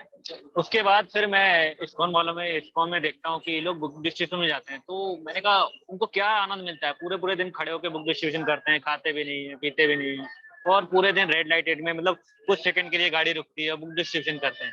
तो अभी मैं प्रभु 4-5 दिन से इधर मंदिर में आ रहा हूँ डिस्ट्रीब्यूशन करने। बड़ा शांति मिलता है हमको, हमारा औकात पता चलता है एक्चुअली कि हम क्या हैं और प्रभुपाद ने क्या किया हमारे लिए। वैसे हमको वैल्यू नहीं रहती ना प्रभुपाद की, प्रभुपाद ने किया ठीक है, मंदिर बना दिया, हम मंदिर में रहते हैं, बाकी कुछ नहीं।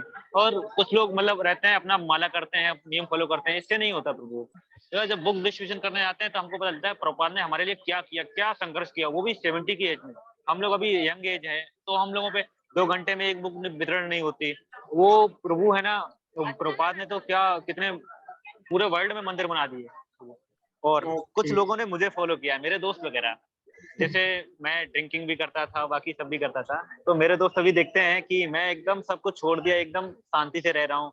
वो लोग आज भी रगड़ रहे, तो कहते हैं तुम्हारा ठीक है। तो अब वो धीरे धीरे हमको फॉलो कर रहे हैं अपना, उन्होंने थोड़ा थोड़ा छोड़ना शुरू किया है, चैंटिंग भी स्टार्ट कर रहे हैं प्रभु, है ना प्रभु। जी जी जी प्रभु जी। हरे कृष्ण प्रभु। हरे कृष्ण।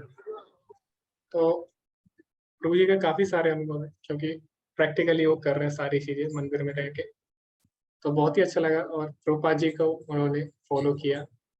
तो हमें क्या करना है, अपने आचार्यों का अनुसरण करना है, उनका अनुकरण नहीं करना। तो अनुसरण और अनुकरण में दोनों में अंतर होता है। अनुकरण मतलब कॉपी करना, तो हम आचार्य को कॉपी नहीं कर सकते। अनुसरण मतलब होता है फॉलो करना, तो हमें आचार्य को फॉलो करना है। तो प्रभु जी ने क्या किया, आचार्य को फॉलो किया। तो उनको पता लगा फिर जब उन्होंने बुक डिस्ट्रीब्यूशन किया कि प्रभुपाद जी को कितनी समस्या आई होगी 70 साल की उम्र में जब वो बुक डिस्ट्रीब्यूशन करते थे। तो प्रभुपाद जी कई कई बार सड़क पे बेहोश भी हो जाते थे बुक डिस्ट्रीब्यूट करते करते। दिल्ली में जब वो बुक डिस्ट्रीब्यूशन कर रहे थे तो एक बार वो बेहोश हो गए थे, और एक बार उनको उन पे बैल ने भी आक्रमण किया था। ठीक है, बैल ने भी उनको बहुत ज्यादा चोट पहुंचाई थी जब वो बुक डिस्ट्रीब्यूशन कर रहे थे। तो इस प्रकार हम देखते हैं कितनी कठिनाइयां प्रभुपाद जी को आई होगी। अकेले वो बुक डिस्ट्रीब्यूशन करते थे, तो किसी के पास जाते थे तो वो बोलते, प्रभुपाद जी बोलते थे बुक ले लीजिए, वो बोलते थे टाइम नहीं है हमारे पास। तो प्रभुपाद जी ने क्या किया, इसी के ऊपर एक किताब, एक मैगजीन लिख दी, एक आर्टिकल लिख दिया कि हमारे पास समय नहीं है। ठीक है, इसी के ऊपर उन्होंने एक आर्टिकल लिख दिया। तो जैसे ही कोई बोलता था हमारे पास टाइम नहीं है, तो बोलते ठीक है, मेरे पास इसके ऊपर भी एक आर्टिकल है कि हमारे पास टाइम नहीं है, तो आप इसको पढ़िए और आप टाइम निकालिए। तो इस तरह हम देखते हैं प्रभुपाद जी ने कितना संघर्ष किया। और प्रभु जी ने बताया जैसे बुक डिस्ट्रीब्यूशन आजकल कर रहे हैं, तो बहुत ही अच्छा लग रहा है और बहुत ही प्रिय सेवा है। प्रभुपाद जी ने बोला था कि बुक डिस्ट्रीब्यूशन उनकी सबसे फेवरेट सेवा है। हरे कृष्णा ज्योत्सना माता जी। हरे कृष्णा प्रभु जी। जी प्रभु जी जी मेरी तो लाइफ ही पूरी चेंज हो गई, फॉलो करी, अनुसरण ही करते करते मैंने धीमे धीमे करके बहुत लोगों, जैसे इस्कॉन के डिवोटीज थे, सबसे पहले जो सुना था वो अमोघ लीला प्रभु जी से मैं इंस्पायर हुई थी बहुत ज्यादा। और उससे पहले जैसे इस्कॉन के किसी भी डिवोटी को मैंने नहीं सुना था, तो उससे पहले जैसे भागवत करते हैं बहुत से लोग, और जो छोटी छोटी क्लिप्स देते हैं वो सब सुना।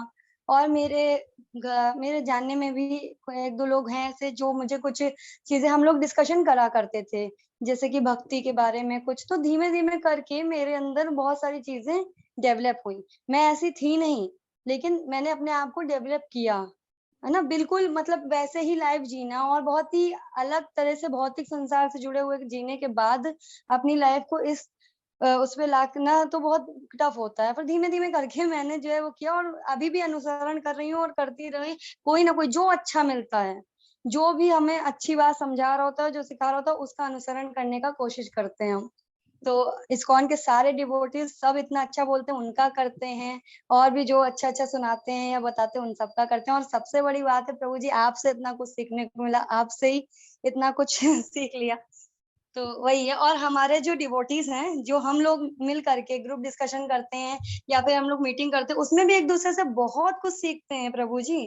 कभी हमसे बहुत कुछ लोग सीख लेते हैं, कभी हम किसी से बहुत कुछ सीख लेते हैं। तो यही सबसे बड़ी खासियत है इस्कॉन की, जो कहीं नहीं मिलती, भक्तों का संग। यही कहना था प्रभु जी। हरे जी कृष्णा। माता जी, धन्यवाद। हरे कृष्णा। तो इतनी विषम परिस्थितियां हैं कुछ भक्तों के जीवन में हम देखते हैं, लेकिन फिर भी वो लोग भक्ति कर पा रहे हैं। क्यों? क्योंकि हमेशा वो भक्तों के संग में हैं। और संग का यही फायदा है, यही लाभ है कि हम किसी ना किसी से कुछ ना कुछ सीख लेते हैं और उससे हमारा काम हो जाता है। तो अभी भक्ति शास्त्री का जो हमारा पाठ्यक्रम है, इसका भी उद्देश्य यही है। और बिल्कुल सही उदाहरण दिया आपने, बिल्कुल लाइव जो हम कर रहे हैं अभी, कि भक्ति शास्त्री में भी हम यही कर रहे हैं। इसमें हम ज्यादा से ज्यादा डिस्कशन करते हैं ताकि हम लोग एक दूसरे से सीख पाए। तो इसीलिए इसमें बोला जाता है सबको पार्टिसिपेट करने के लिए, सबको भाग लेना होता है डिस्कशन में, ताकि हम लोग नई नई चीजें सीख सकें एक दूसरे से। ओके, तो बहुत ही अच्छा उदाहरण दिया। और मुझे भी काफी कुछ आप लोगों से सीखने को मिलता है क्योंकि क्योंकि सीखने की कोई सीमा नहीं होती है ना, आप कितना भी सीख सकते हैं। ओके, तो दोबारा से हम कंटिन्यू करेंगे जहाँ पे हम थे।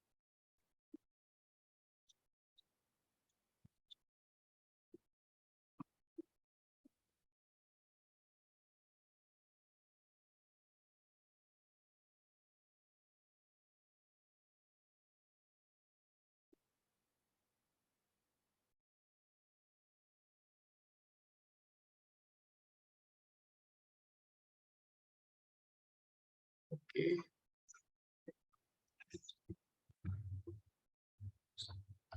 जी।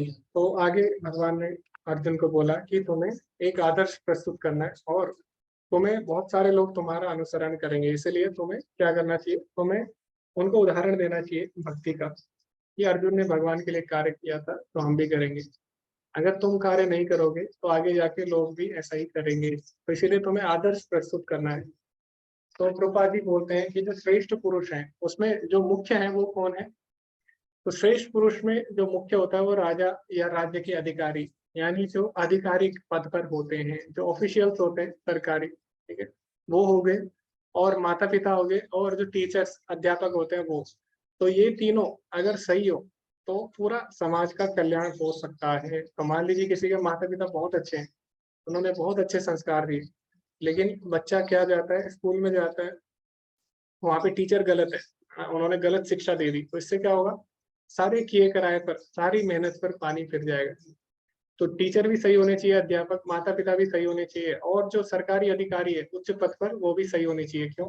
मान लीजिए बच्चे ने अच्छी शिक्षा ली, अच्छे उसने संस्कार लिए, लेकिन आगे जाके अगर वो किसी पोस्ट में जाता है, कहीं भी कार्य करता है, वहां का जो उच्च अधिकारी है वो क्या करता है, अगर वो सही नहीं है तो उसको मजबूर होना पड़ेगा गलत काम करने के लिए। जैसा हम देखते हैं कि पुलिस में भी ऐसा होता है कभी कभी कि जो ऊंची पोस्ट पर अगर कोई व्यक्ति है, अगर वो ईमानदार है, तो जो नीचे के व्यक्ति होंगे वो भी क्या करते हैं, डरते हैं, उनको भी डर लगता है गलत काम करने से। लेकिन अगर ऊंची पोस्ट पर ही जो व्यक्ति है वही गलत काम करेगा, तो नीचे वाला भले ही कितना भी ईमानदार हो, उसको भी फोर्स करना पड़ता है, उसको भी वो फोर्स करेंगे गलत काम करने के लिए। तो इसीलिए जो उच्च पद पर अधिकारी है, जो माता पिता है, और जो टीचर्स है, उनका सही होना बहुत ही आवश्यक है। क्यों? क्योंकि उनको श्रेष्ठ पुरुष बोला गया है, यदि आचरति श्रेष्ठ तथा तेन जना। तो ये लोग जैसा अनुसरण करेंगे, जैसा ये लोग कार्य करेंगे, वैसे ही बाकी सब लोग अनुसरण करेंगे। आगे भगवान बोलते हैं कि न मे पार्थस्य कर्तव्यम त्रिशूलोकेषु किंचना। हे पार्थ, मेरे लिए कोई भी कर्तव्य नहीं है तीनों लोकों में करने के लिए, है ना। क्योंकि भगवान क्या है, भगवान सभी के पालक हैं, सभी नियमों से ऊपर है। लेकिन फिर भी भगवान बोलते हैं नानुवाप्तम अवाप्तव्यम वर्त एव च कर्मणि। फिर भी मुझे इस संसार में कुछ कर्म करने पड़ते हैं ताकि मैं दूसरे लोगों को प्रेरित कर सकूं। तो भगवान को वैसे कोई भी कार्य नहीं है करने के लिए, और ना ही भगवान को कोई कार्य करने की आवश्यकता है। तो भगवान का नाम क्या है? आत्माराम। आत्माराम मतलब होता है जो अपने आप से सुख प्राप्त कर सकता है। तो जीवात्मा कभी भी आत्माराम नहीं हो सकती। अगर हम देखें तो अगर आपको अकेले छोड़ दिया जाए तो आप सुख प्राप्त नहीं कर सकते, आपको कुछ ना कुछ चाहिए होगा सुख के लिए। तो आप किसी ना किसी चीज पे निर्भर है सुख के लिए, है ना। चाहे खाना हो, अगर आप अकेले रहें तो खाना तो आपको खाना ही पड़ेगा। तो अगर आप अकेले भी हैं फिर भी अगर आपको सुखी रहना तो खाना ही पड़ेगा, तो आप खाने पे निर्भर होते हैं। तो जीवात्मा कभी भी आत्माराम नहीं है। क्यों? क्योंकि हमेशा दूसरी चीजों पे निर्भर रहेगी। लेकिन भगवान किसी पे निर्भर नहीं है। तो अगर आप श्रीमद् भागवतम का पहला श्लोक पढ़ेंगे तो उसमें क्या बोला गया है? जन्माद्यस्य तो अन्वयाद इतरतश्च अर्थेषु अभ्यज्ञ स्वराटा। स्वराटा मतलब होता है, स्वराट मतलब होता है जो किसी पे डिपेंडेंट नहीं है, इंडिपेंडेंट है। तो भगवान क्या है? किसी पे डिपेंडेंट नहीं है, तो इसीलिए उनको स्वराट बोला गया है। तो भगवान बोले मुझे कार्य करने की जरूरत नहीं है, मेरे पास सब कुछ है और मुझे किसी की आवश्यकता भी नहीं है, फिर भी मुझे कर्म करने पड़ते हैं। क्यों? ताकि बाकी लोगों को उसका उदाहरण मिल सके, बाकी लोग उसको फॉलो कर सके। जैसे हम देखते हैं कि भगवान क्या करते हैं, भगवान सारे वेदों के ज्ञाता होने के बाद भी वेदेश सर्वे हमें वेद्यो, भगवान क्या करते हैं, राम जी क्या करते हैं, वो वशिष्ठ मुनि के आश्रम में जाके शिक्षा लेते हैं। कृष्ण क्या करते हैं, संदीपनी मुनि के आश्रम में जाके शिक्षा लेते हैं। तो ऐसा क्यों कर रहे हैं? भगवान होके उन्हें वेद पढ़ने की आवश्यकता नहीं है, लेकिन फिर भी उन्होंने शिक्षा ली। क्यों? ये बताने के लिए कि गुरु की आवश्यकता है हमारे जीवन में, इसीलिए भगवान भी गुरु को स्वीकार करते हैं। तो वैसे तो उन्हें गुरु की आवश्यकता नहीं है, लेकिन ऐसा क्यों किया? ताकि आम लोग उसका अनुसरण कर सके, हमें पता लग सके कि गुरु की क्या महत्वता है, इसीलिए भगवान ने गुरु स्वीकार किया। तो इसी प्रकार भगवान कुछ कर्म करते हैं ताकि जीवात्मा भी उससे प्रेरित हो सके। तो इसलिए भगवान बोलते हैं मुझे भी कभी कभी कर्म करने पड़ते हैं, लेकिन भगवान के कर्म करने में और हमारे कर्म करने में अंतर है। भगवान कभी भी कर्म बंधन में नहीं बनते, चाहे भगवान कोई भी कर्म करे, लेकिन हम कर्म बंधन में बन सकते हैं और नहीं भी बन सकते, ठीक है। तो हम बंध भी सकते हैं, नहीं भी बन सकते, लेकिन भगवान कभी भी कर्म बंधन में नहीं फंसते। तो हम अगले चैप्टर में पढ़ेंगे, चौथे अध्याय के 14वें श्लोक में हम पढ़ेंगे। यद्यपि ऐसे नियम और कानून बद्ध जीवों के लिए है, भगवान कृष्ण के लिए नहीं, क्योंकि वे धर्म के सिद्धांतों की स्थापना के लिए अवतरित हुए। उन्होंने निर्धारित नियमों का पालन किया, नहीं तो आम आदमी उनके पद चिन्हों पर चलेंगे, क्योंकि वे सबसे बड़े अधिकारी हैं। तो भगवान सबसे बड़े अधिकारी है इस संसार के, तो इसीलिए भगवान भी क्या करते हैं, नियमों का पालन करते हैं। अगर भगवान नियमों का पालन नहीं करेंगे तो बाकी जो जनता है वो भी पथभ्रष्ट हो जाएगी। तो इसीलिए भगवान बोले मेरे को भी कुछ नियमों का पालन करना होता है। वैसे भगवान सारे नियमों के ऊपर है, लेकिन जनता को शिक्षित करने के लिए भगवान को भी कुछ लीलाएं करनी पड़ती हैं। भगवान अपने सारे ऐश्वर्य छोड़कर, अपने गोलोक का ऐश्वर्य छोड़कर, जहाँ पे लक्ष्मियां उनके पैर दबा रही है, लक्ष्मी सहस्त्र सत संभ्रम सेव्य मानव, वो ऐश्वर्य छोड़कर भगवान इस धराधाम पर आते हैं। क्यों? ताकि बद्ध जीवों का उद्धार हो सके। तो बद्ध जीवों के उद्धार के लिए भगवान को भी कर्म करने पड़ते हैं। तो भगवान यही बोल रहे हैं, अर्जुन तुम भी क्या करो, तुम भी ऐसे कर्म करो जिससे बाकी सभी लोग भक्ति के लिए प्रेरित हो। तो इसीलिए तुम्हें कर्मों का परित्याग नहीं करना चाहिए। आगे भगवान बोलते हैं, यदि मैंने निर्धारित कर्तव्यों का पालन नहीं किया तो ये सारा संसार नष्ट हो जाएगा, मैं अवांछित आबादी पैदा करने का कारण बनूंगा। तो भगवान अगर हमें शिक्षा नहीं देंगे, इस धराधाम पर नहीं आएंगे, तो उससे क्या होगा? अधर्म फैल जाएगा, और अधर्म फैलेगा तो उससे क्या होगा? अवांछित आबादी उत्पन्न होगी, अवांछित जनसंख्या उत्पन्न होगी। इसीलिए भगवान बोलते हैं, यदा यदा हि धर्मस्य ग्लानिर् भवति भारत अभ्युत्थानम् अधर्मस्य तदात्मानं सृजाम्यहम्। तो जब जब भी धर्म की हानि होती है, अधर्म जब फैलता है, तो भगवान स्वयं आते हैं हमको शिक्षा देने के लिए। तो ये यहाँ पे भगवान यही बात यहाँ पे बोलना चाहते हैं। तो इसीलिए कर्म तो करना ही पड़ेगा सबको। तो आगे एक बहुत ही इम्पोर्टेंट प्रश्न, एक बहुत ही महत्वपूर्ण प्रश्न अर्जुन ने भगवान से किया कि इस दुनिया में जो भी पाप कर रहा है, ऐसा लगता है कि कोई जबरदस्ती उससे वो काम करवा रहा है। तो अर्जुन पूछता है कि इसका कारण क्या है? अर्जुन उवाच अतकेन प्रयुक्तोऽयं पापं चरति पुरुषः अनिच्छानपि वासनेन बलाद् एव नियोजितः। अर्जुन ने कहा, हे कृष्ण के वंशज, किसी व्यक्ति को अनिच्छा यानी जबरदस्ती पाप कर्मों के लिए क्यों प्रेरित किया जाता है? जैसे कि बल द्वारा किया गया हो, ऐसा लगता है कि कोई जबरदस्ती उससे करवा रहा है। तो क्या कारण है कि व्यक्ति को पाप करने पड़ते हैं? तो आप बोल रहे हो, अर्जुन बोला कि आप बोल रहे हो कि मेरे लिए कर्म करो, है ना, भक्ति में कर्म करो। लेकिन ऐसा क्यों होता है कि हम भक्ति में कर्म ना करके कभी कभी पाप कर बैठते हैं? तो इसका कारण क्या है वो भगवान बताने वाले हैं।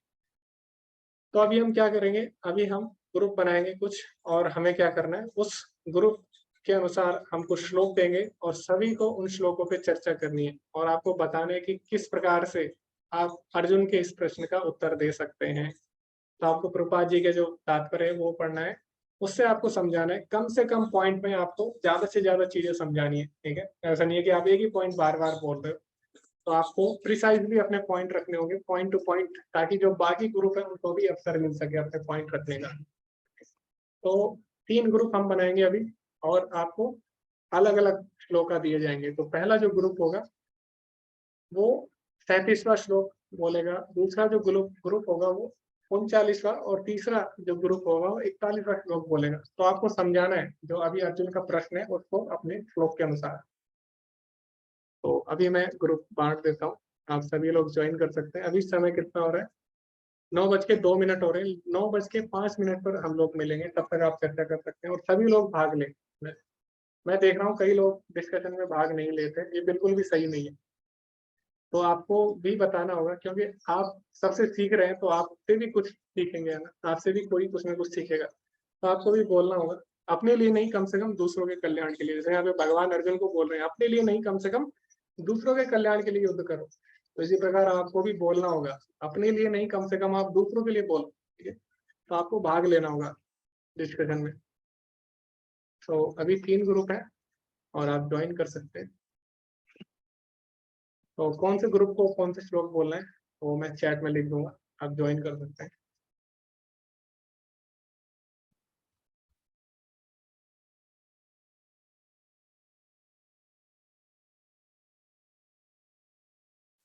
सभी लोग ज्वाइन करें, क्योंकि जो ज्वाइन नहीं करेगा इसका मतलब वो सो गए हैं, और उनको मैं निकाल दूंगा फिर क्लास। ओके।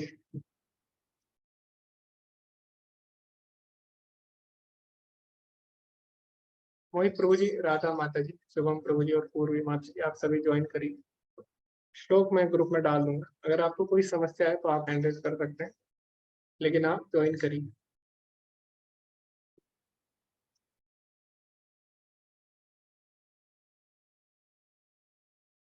राधा माता जी, शुभम प्रभु जी, आप ज्वाइन करिए।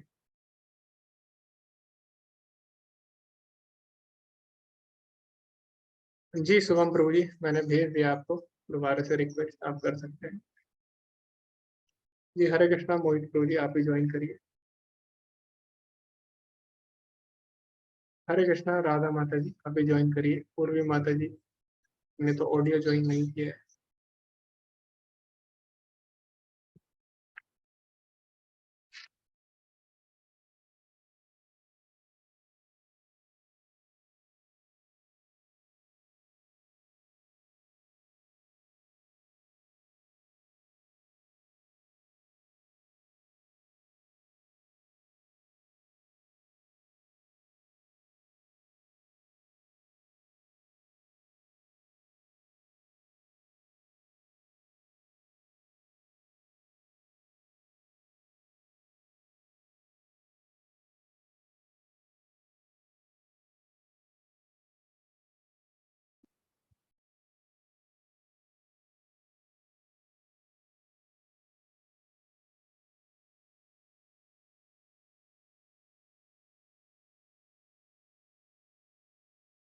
है।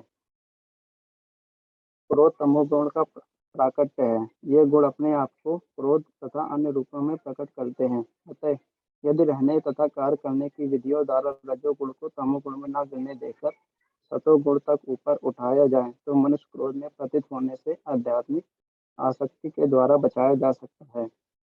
अपने नित्य वर्तमान चिदानंद के लिए भगवान ने अपने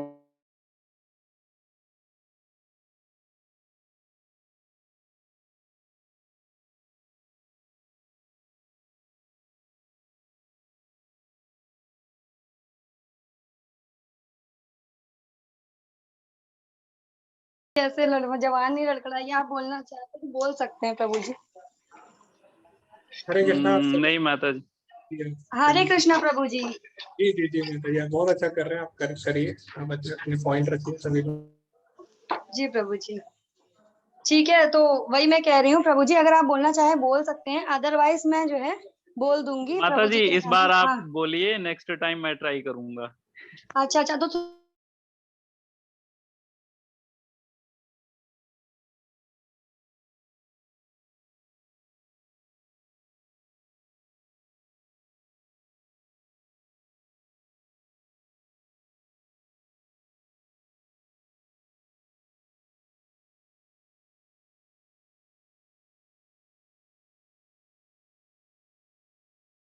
ज्ञान करती है। तो हमारा टाइम कम है, तो मैं फटाक से इसका एक छोटा सा वो दे देता हूँ, समरी दे देता हूँ। तो इसमें भगवान बता रहे कि हमें इंद्रियों को कंट्रोल करने सबसे पहले हमें अपने काम, जो हमारी काम इंद्रिया है, हमें उस पर कंट्रोल करना चाहिए। हमें अपने काम पे संयम करना चाहिए। जी जी। और हमारा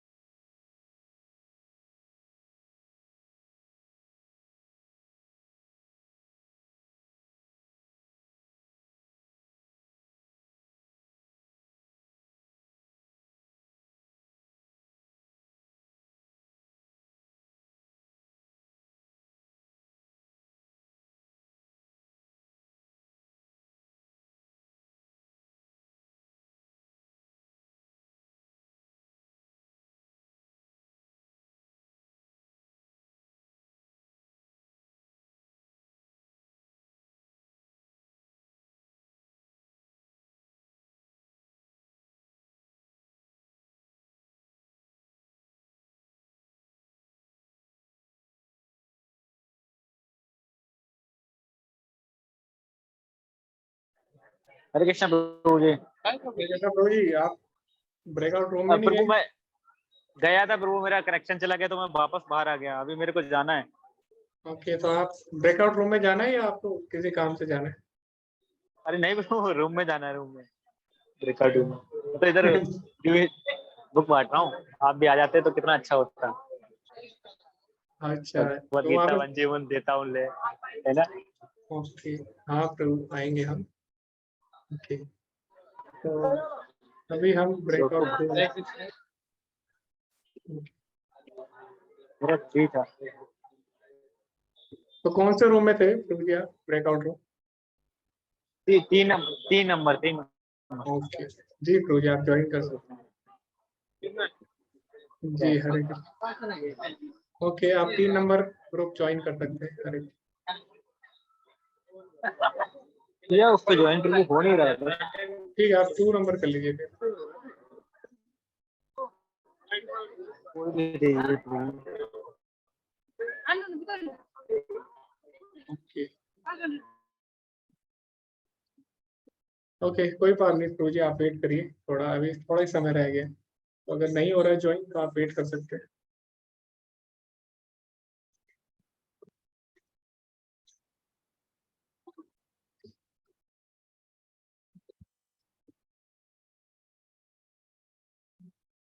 संपिता माता जी रूम से बाहर आ गई है।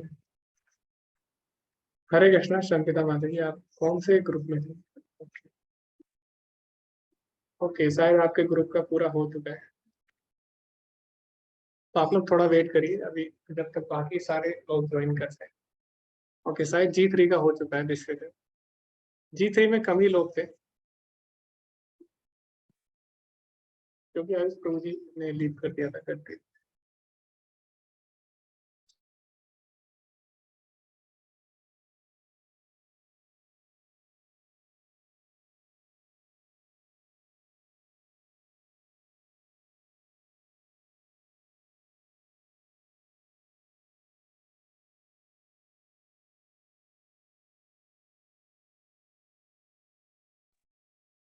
ओके, तो 10 सेकंड है, अभी 10 सेकंड में सारे लोग आ जाएंगे वापस, और तब तक आप वेट करिए। ओके, तो हर्ष प्रभु जी ग्रुप 3 में है। ओके जी, हरे कृष्णा हर्ष प्रभु जी, आप बोल सकते हैं अपने पॉइंट्स। हरे कृष्णा प्रभु जी, दंडवत प्रणाम। आवाज आ रही है मेरी बराबर? जी प्रभु जी, आपकी आवाज आ रही है पर क्लियर नहीं है प्रभु जी। एक सेकंड, ब्लूटूथ डिस्कनेक्ट कर दिया। ठीक है प्रभु जी। हाँ अभी ठीक है प्रभु जी। हरे कृष्णा प्रभु जी, दंडवत प्रणाम। तो इस श्लोक से हमें सर्वप्रथम ये मालूम पड़ता है, भगवान कृष्ण अर्जुन को यह कहते हैं कि सर्वप्रथम तुम अपने इंद्रियों पे संयम करो, और जो हमारा सबसे बड़ा शत्रु है काम, तुम उसका दमन करो। और उसका तुम दमन कर पाओगे तभी मतलब हम भक्ति में आगे बढ़ सकेंगे। जो काम ऐसी चीज, काम मतलब हमें अलग अलग चीजों में मतलब हर चीज का काम हो सकता है, जैसे पैसे कमाने का, किसी को ज्ञान का काम हो सके, हमें ज्यादा से ज्यादा ज्ञान और मतलब चाहिए। काम का मतलब सरल अर्थ यही होता है कि कोई भी चीज हमें अधिकतर मतलब अधिक मात्रा में चाहिए, मतलब हमारे पास एक मात्रा में उपलब्ध है, लेकिन उससे ज्यादा अधिक मात्रा में हमें कोई भी चीज अगर चाहिए होता है तो उसे काम कहते हैं। फिर मोहित प्रभु जी ने यह पॉइंट रखा था कि एक बार हम कृष्ण भावना में जुड़ जाते हैं और हम थोड़े ऊंचे मतलब उस लेवल तक चले जाते कि हम 16 माला चैंटिंग करने लग गए, हम अच्छे से मंगल आरती में बैठने लग गए, तो हमारा भले पतन हो जाए लेकिन हम वापस जीरो पे नहीं जाएंगे। मतलब भक्तों के एसोसिएशन से, हम उनकी संगति से हम कहीं ना कहीं वापस भक्ति में हमारा लौटने की मतलब बोलते ना पॉसिबिलिटी रहती है। संपिता माता जी ने भी यही कहा था कि हम कृष्णा भावनामृत में आते हैं तो हमारे जो काम पे नियंत्रण है अपने आप आ जाता है, कि हम भक्ति करते हैं तो हम धीरे धीरे खुद ही हमें आत्मा साक्षात्कार होता है, हमें आत्मा ज्ञान हो जाता है और हमने काम पे हम कंट्रोल कर लेते हैं। और हमें इस श्लोक से ये भी सीखने मिलता है कि हमारा और जो भगवान का संबंध है वो रहस्यमय है। हम ये कोई साइंटिफिक चीज नहीं कि हम इस पे एक्सपेरिमेंट करें, हम मतलब प्रैक्टिकली टेस्ट करें तो हमें मालूम पड़ जाए हाँ ये भगवान है या हम है। ये पॉसिबल ही नहीं है प्रभु जी। इसके लिए हमें गुरु का शरण लेना पड़ेगा, भगवत गीता का शरण लेना पड़ेगा। इसी के जरिए हम भगवान को समझ सकते हैं और उन्हें जान सकते हैं। अब बिना भक्ति के भगवान को जानना यानी खुद के पैर पे कुल्हाड़ी मारना जैसा हुआ, कि हम कितना भी कोशिश कर ले हम वो कभी उस चीज को हासिल कर ही नहीं पाएंगे। तो यही हमारे पॉइंट्स थे प्रभु जी। ठीक है, हरे कृष्ण।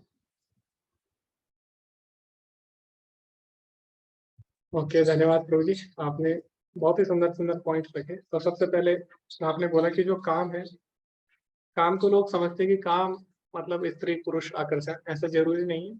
तो प्रभु जी ने बताया काम का जो अर्थ है, वास्तविक अर्थ काम क्या क्या है। काम का अर्थ है कि हमारे अंदर जो बुरी इच्छाएं हैं, भले वो किसी भी चीज के लिए हो, चाहे वो पैसे के लिए हो, चाहे वो ज्ञान के लिए हो, तो किसी चीज के लिए अगर हमारे अंदर बुरी इच्छा है या लालच है, तो उसको काम का रूप दिया गया, उसको काम बोला गया। और चैतन्य चरितामृत के अनुसार काम की परिभाषा क्या है वो भी हम चर्चा करते हैं।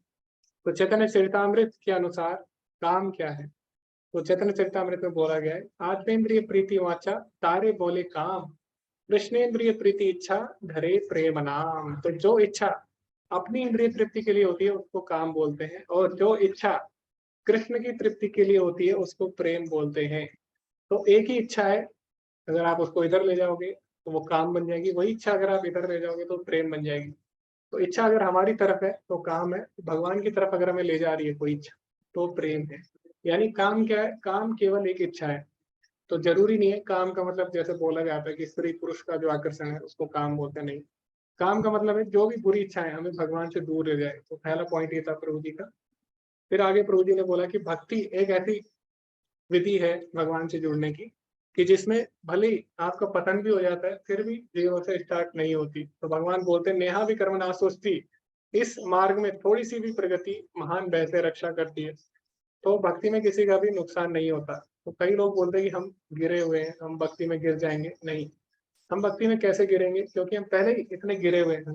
तो भक्ति में हम क्या करेंगे, भक्ति में बल्कि हम उठेंगे। तो भक्ति में अगर हम 1% भी उठते हैं तो भगवान हमारी महान भय से रक्षा करते हैं। तो जब अजामिल ने एक बार भगवान का नाम लिया नारायण, तो भगवान क्यों आए। तो कई लोग बोलते हैं उसने नारायण बोले इसलिए भगवान आए, लेकिन वास्तव में भगवान क्यों आए, क्योंकि उसने कहीं ना कहीं पहले भक्ति की थी। तो कहीं ना कहीं पहले जो अजामिल था वो भगवान का भक्त था, लेकिन किसी कारण उसका पतन हो गया था। लेकिन भले ही अजामिल को याद ना हो, भगवान को याद था, तो भगवान ने उसकी रक्षा की। तो भक्ति में कभी भी नुकसान नहीं होता। तो इसीलिए कोई भी इच्छा है हमारी तो हमें भगवान से जोड़कर उसको पूरा करना चाहिए। तो जैसे किसी की अगर काम वासना है, किसी का स्त्री के प्रति आकर्षण है, तो क्या करता है, ऐसे पुरुषों के लिए विधान है कि उनको विवाह के नियम में बनना चाहिए। वरना क्या होगा, ऐसे पुरुष फिर समाज को दूषित करेंगे। ऐसे पुरुष या स्त्री जो एक दूसरे की तरफ आकर्षित होते हैं तो ये क्या करेंगे, आगे जाके समाज को दूषित ना करें, इसके लिए विवाह का प्रबंध किया गया है। तो उनको क्या करना चाहिए कि जो अपने संतान है, अपने बच्चे हैं, उनको कृष्ण भावनामृत में लगाना चाहिए। तो इस प्रकार जो भी हमारी गलत इच्छाएं हैं, हमें क्या करना चाहिए, हमें पहले प्रयास करना चाहिए कि हम उस इच्छा को भगवान के लिए लगा सकते हैं कि नहीं। तो हमारी जो भी इच्छाएं हमें भगवान के लिए लगानी चाहिए। तो क्या होगा, उससे वो प्यूरिफाई हो जाएगी। तो सैंक्शन जो कर्म होते हैं उसको हमें सैंक्टिफाइड करना है ना। यानी जो शास्त्रों के अनुसार कर्म दिए गए हैं पुण्य कर्म को हमें भक्ति के कर्म में बदलना होगा। तो जो विवाह है, विवाह क्या है, पुण्य कर्म है। लेकिन अगर विवाह हम भगवान के लिए करते हैं कि हमारे जो बच्चे होंगे कृष्ण भावना भावित होंगे, तो जो विवाह का बंधन है वो किस में हो जाता है, फिर वो कृष्ण भावनामृत में हो जाएगा। फिर तो कोई भी पुण्य कर्म है तो उसको हम भगवान की सेवा में लगा सकते हैं, लेकिन जो पाप कर्म है उनको नहीं लगा सकते। तो जो पुण्य कर्म है, सैंक्शन कर्म है शास्त्रों के अनुसार, उनको हमें सैंक्टिफाइड करना है, यानी प्योर करना होगा। तो जैसे जो हनुमान जी थे, उन्होंने क्या किया, हनुमान जी ने अपना क्रोध कहाँ पे लगाया, भगवान राम की सेवा में। तो इसी प्रकार जो हमारी इच्छाएं हैं हमें प्रयास करना चाहिए कि हम भगवान की सेवा में लगाएं। वरना अगर अपनी सेवा में लगाएंगे तो वो काम का रूप ले लेगी और हमारा पतन कर देगी। तो ये प्रभु जी ने बोला। उसके बाद प्रभु जी ने एक पॉइंट बोला कि जो भक्ति है, यानी भगवान से जुड़ने का प्रोसेस है, वो प्रैक्टिकल नहीं है। तो ये बात बिल्कुल सही नहीं है, 100% प्रैक्टिकल है भी नहीं भी है। वो प्रैक्टिकल उसी के लिए जो फॉलो कर रहा है। तो भगवान बोलते हैं भगवद गीता में 9वें अध्याय के दूसरे श्लोक में कि भक्ति क्या है, इदम तूते गुह्यतमं प्रवक्ष्यामि अनुसूये ज्ञान विज्ञान सहितम यत् यात्वा मोक्षस्य यत्नवान् राज विद्या राजगुह्यं पवित्रमिदम उत्तमं प्रत्यक्षावगमम धर्मम सुखम कर्तुम अव्ययम। तो भगवान ने बोला भक्ति जो है प्रत्यक्षावगमम मतलब प्रत्यक्ष रूप से आप उसको ऑब्जर्व कर सकते हैं, यानी प्रत्यक्ष रूप से उसका अनुभव कर सकते हैं। तो भक्ति कोई काल्पनिक चीज नहीं है, ऐसा नहीं है ये नॉन साइंटिफिक है। भक्ति बिल्कुल साइंटिफिक है। साइंस में क्या होता है, हम एक्सपेरिमेंट करते हैं तभी हमें पता लगता है ना। कि ये चीज सही है या गलत है। इसी प्रकार भक्ति भी है, आप एक्सपेरिमेंट करिए, आप 16 माला अच्छे से करिए, भक्ति अच्छे से करिए, तो आपको खुद रियलाइजेशन होगा, ठीक है, भगवान का रियलाइजेशन होगा। और कहीं ना कहीं इतने लोग जुड़े हुए हैं, तो कहीं ना कहीं उनका रियलाइजेशन है कुछ ना कुछ, तो कुछ ना कुछ चीजें उनके साथ हो रही है ऐसी। तो भक्ति कोई काल्पनिक चीज नहीं है या नॉन साइंटिफिक नहीं है। भक्ति क्या है? प्रत्यक्षावगमन धर्मम, यानी प्रत्यक्ष रूप से आप इसको देख सकते हैं, ठीक है। तो ऐसा नहीं है कि भक्ति नॉन साइंटिफिक है या इसको हम अनुभव नहीं कर सकते, ऐसा बिल्कुल भी नहीं। ओके, हरे कृष्णा। विवेक प्रभु जी। हरे कृष्ण प्रभु जी। प्रभु जी, इस श्लोक का अर्थ यही है जो इसमें भगवान श्री कृष्ण कह रहे हैं कि जो लस्ट होता है, वो लस्ट सबसे जो बीज होता है हर पाप का, तो उसी पे हमें बात करनी है। तो ये है कि जो लस्ट होता है वो सिर्फ एक सेक्सुअल डिजायर के ऊपर नहीं होता, वो किसी भी चीज के लिए हो सकता है, चाहे वो फिजिकल क्रेविंग हो, चाहे मनी के लिए हो, चाहे पावर के लिए हो, चाहे किसी और भी चीज के लिए हो, उसे क्रेविंग को हम लस्ट कह सकते हैं। और ये जो लस्ट है, ये इंसान, ये आत्मा जब भौतिक संसार में आती है तो उसके साथ ये होता ही है लस्ट। और फिर इस लस्ट को, ये लस्ट जो है ना प्रभु जी, ये आत्मा के सभी गुणों को ढक लेती है, जैसे धुएं की तरह एकदम ढक लेती है। और कृष्ण भगवान कहते हैं कि ये जो लस्ट है वो जैसे 3 द्वार होते हैं नरक के, ग्रीड, लस्ट और एंगर। और ये जो ग्रीड होता है, ये लस्ट होता है, ये लस्ट सबसे पहला वो होता है। ये कैसे होता है? जब लस्ट होता है तो लस्ट से फिर हमारा ग्रीड उत्पन्न होता है कि हमें और चाहिए और चाहिए। फिर ग्रीड, जब पूरा ग्रीड कभी भी पूरा नहीं होता, जब ग्रीड पूरा नहीं होता तो एंगर होता है। फिर जब ये जैसे लस्ट आता है तो ये तीनों जो पाप होते हैं हमारे, ये पूरे हो जाते हैं। ये तीनों पाप, एक जैसे लस्ट आया वैसे ग्रीड भी आया, फिर एंगर भी आया, ये तीनों द्वार हमारे नर्क के खुल गए। इसलिए भगवान श्री कृष्ण कहते हैं जो लस्ट होता है वो सबसे, ये सभी पापों का यही जन्मदाता होता है। बस प्रभु जी, ये मैं यही डिस्कस कर पाया जी बस। जी जी जी प्रभु जी, तो बहुत ही सुंदर आपने पॉइंट्स रखे। तो सबसे पहले आपने बोला कि लस्ट जो होता है हमारी चेतना को ढक लेता है। जब काम किसी व्यक्ति के ऊपर होता है हावी, तो क्या सही है क्या गलत है इसका निर्णय नहीं ले पाता। जैसे रावण है, रावण के ऊपर जब काम हावी हुआ तो उसने ये नहीं सोचा कि उसके पूरे परिवार का नाश हो जाएगा। तो जब लस्ट, किसी भी चीज का लस्ट हो, लस्ट मतलब हमेशा स्त्री पुरुष आकर्षण नहीं हो, तो किसी भी चीज का लस्ट हो, व्यक्ति क्या करता है? व्यक्ति नहीं निर्णय ले पाता सही क्या है गलत क्या है। बुद्धि नाशात प्रणश्यति, भगवान बोलते हैं दूसरे अध्याय के 63वें श्लोक में कि जो लस्ट होता है धीरे धीरे उससे क्या होता है? बुद्धि का नाश होता है। और बुद्धि नाशात प्रणश्यति, बुद्धि के नाश होने से क्या होता है? व्यक्ति का विनाश हो जाता है। तो लस्ट हमारी सारी इंद्रियों को, मनो बुद्धि तीनों को ढक लेता है, ठीक है, और सबका नाश हो जाता है हमारा। तो इस प्रकार लस्ट कार्य करता है। जैसे रावण का क्या किया? पूरे परिवार का नाश कर दिया उसके लस्ट में आना। और हम इसी तरह देखते हैं कुछ लोग पैसे के पीछे पागल होते हैं, पैसे का उन्हें लस्ट होता है और पैसा उन्हें मिल जाता है, लेकिन लास्ट में क्या होता है? सब चीज खो देते हैं, केवल पैसा ही उनके पास बचता है। ना उनके पास अच्छे मित्र बचते हैं, जो मित्र होते भी हैं वो इसलिए होते हैं कि पैसा इसके पास है ना, वो भी काम नहीं आते सही समय पर। जो उनके संबंध बनते हैं वो भी इसीलिए बनते हैं कि इसके पास पैसे। तो वास्तव में पैसे के पीछे भागते भागते जो असली मान, जो असली वैल्यूज है ना, जो असली मूल्य है वो खो देते हैं। तो लस्ट के पीछे क्या होता है? हम इस तरह, वो हमारी बुद्धि को घेर लेता है कि लस्ट ही लास्ट में हमारे पास बचता है और कुछ नहीं बचता। दूसरा प्रभु जी ने बोला कि भगवान बताते भी है, आगे जो श्लोक आएगा 16वें अध्याय में भगवान दैवी और असुरी गुणों के बारे में बताते हैं। उसमें भगवान बोलते हैं त्रिविधम नरकस्ते द्वारम नाशित आत्मना, कि 3 नरक के द्वार है जो आत्मा का विनाश करते हैं। तो आत्मा का विनाश वैसे नहीं हो सकता, लेकिन आत्मा का नाश यानी आत्मा का पतन करने वाले 3 चीजें हैं। वो क्या है?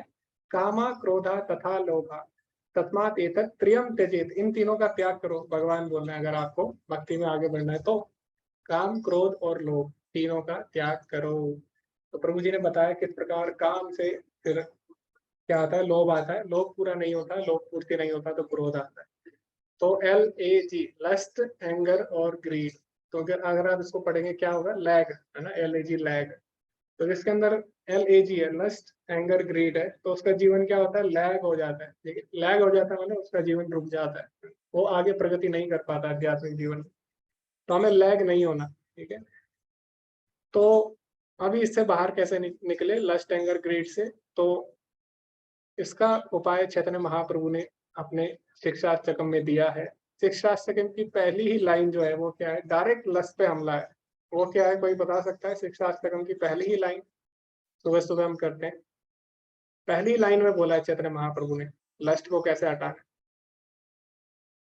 तो उसका एक ही उपाय है, पहला ही जो लाइन है वो डायरेक्ट हमला है लस्ट। ओके, हाँ, संबिता माता जी ने बोला चेतो दर्पण मार्जनम। तो चैतन्य महाप्रभु बोलते हैं चेतो दर्पण मार्जनम, यानी जो हमारी चित्त रूपी दर्पण है उसका मार्जन होता है कैसे? हरिनाम से। तो हरिनाम क्या करेगा? जो हमारी आत्मा को जो लस्ट ने घेर रखा है ना, तो ये लस्ट की जो परत है, ये ऐसा नहीं है कि एक जन्म की है या 2 जन्म की है, करोड़ों करोड़ों जन्मों की परत है।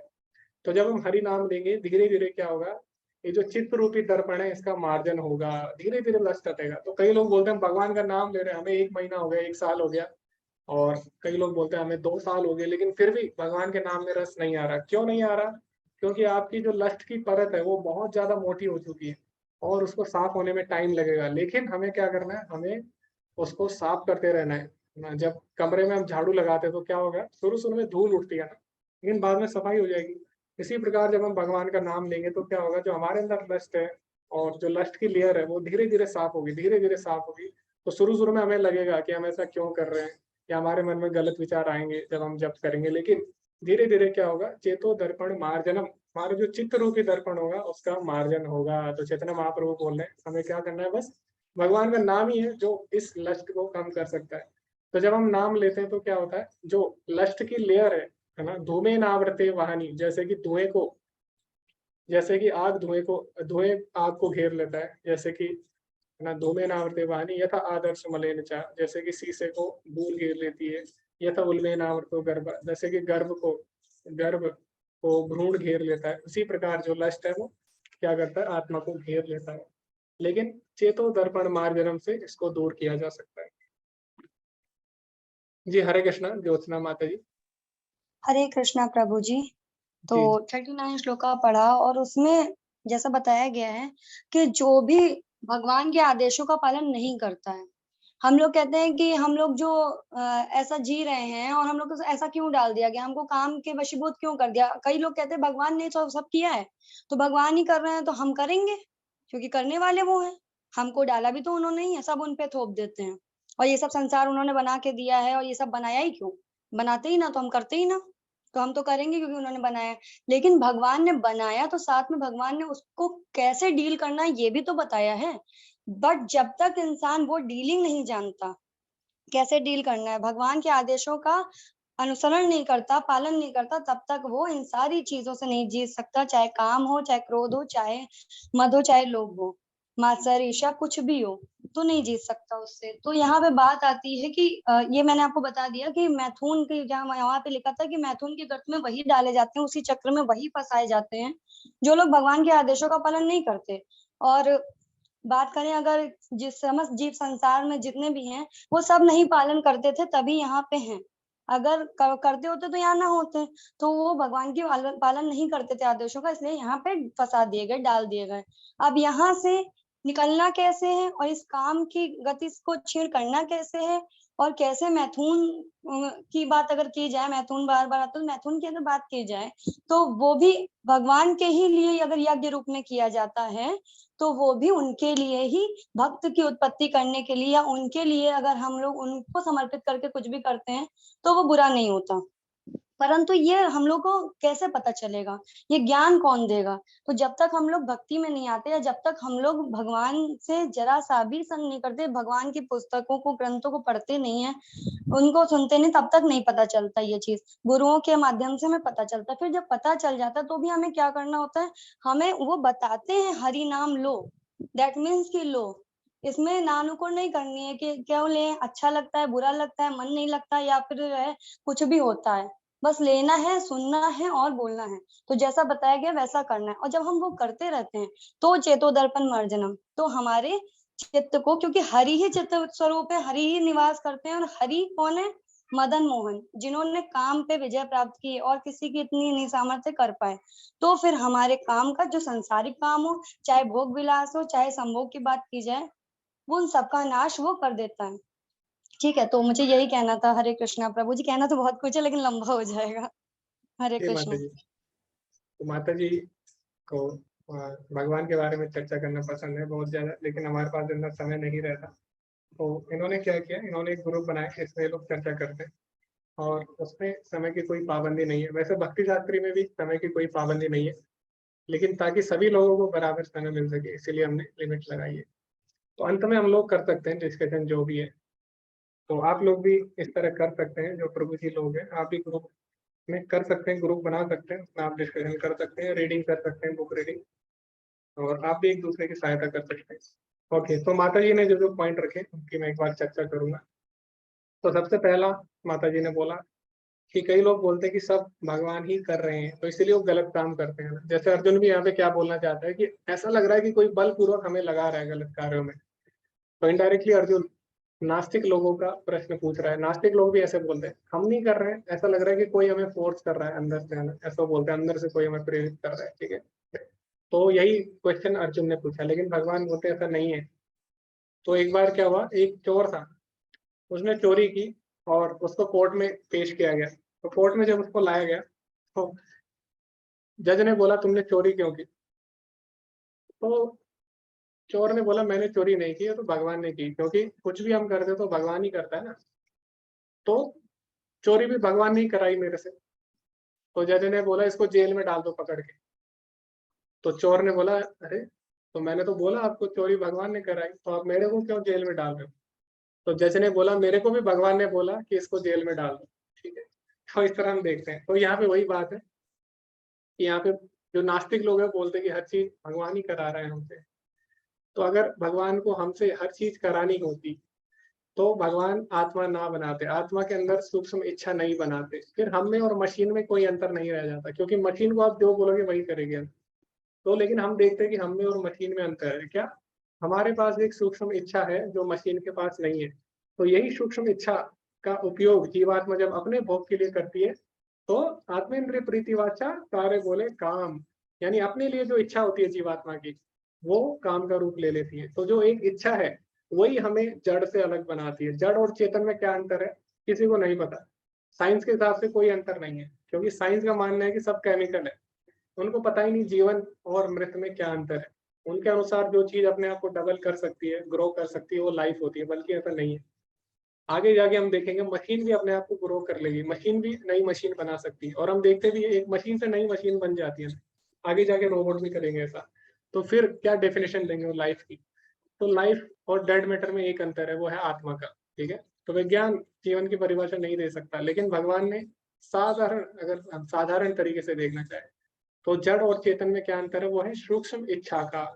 जो मैटर होता है उसके पास इच्छा नहीं होती, आप उसको किसी भी तरह यूज कर सकते हैं, लेकिन जो लिविंग एंटिटी होगी उसके पास हमेशा एक इच्छा रहेगी। तो वही इच्छा है जो हमें अलग बनाती है जड़ वस्तु से। ठीक है, तो उसी इच्छा का हम सदुपयोग और दुरुपयोग करते हैं। अगर हम अपने लिए करेंगे तो काम का रूप ले लेगी। उसके बाद माता जी ने बोला कि किसी भी तरह हम क्या करते हैं, भगवान के आदेश का पालन करेंगे तभी हम इससे बाहर निकल सकते हैं। क्यों?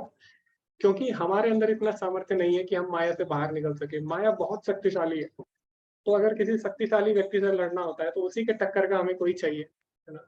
मान लीजिए आप जब छोटी क्लास में होते हैं और कोई बड़ा बच्चा आपको परेशान करेगा तो आप क्या करोगे? आप उससे लड़ाई नहीं करोगे, आप क्या करोगे? अपने भाई को बुला के लाओगे, अपने माता पिता को बुला के लाओगे ना। ऐसे ही होता है बचपन में। तो ऐसा क्यों? क्योंकि आप उससे नहीं लड़ सकते।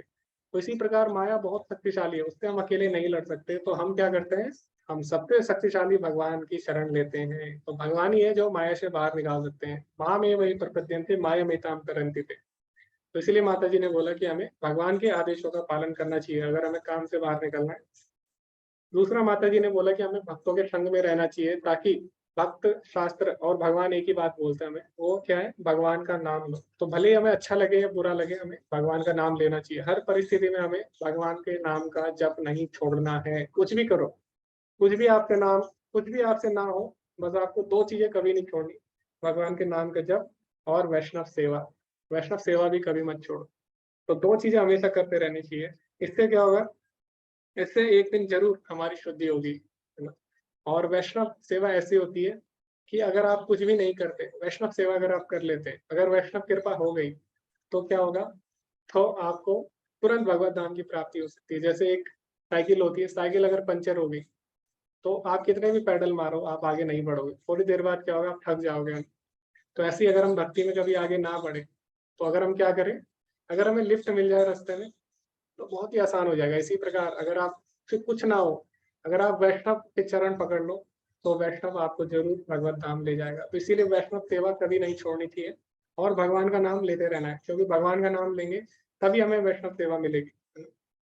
तो जैसे दवाई होती है, डॉक्टर बोलता है दवाई खाओ, तो कई बार हम देखते हैं दवाई का असर नहीं होता, तुरंत धीरे धीरे होता है। तो जैसे कई थेरेपी है कैंसर की, उसमें सालों साल लग जाते हैं सही होने में, लेकिन मरीज क्या करता है, फिर भी दवाई लेता रहता है, लेता रहता है, लेता रहता है, तो धीरे धीरे हो जाता है।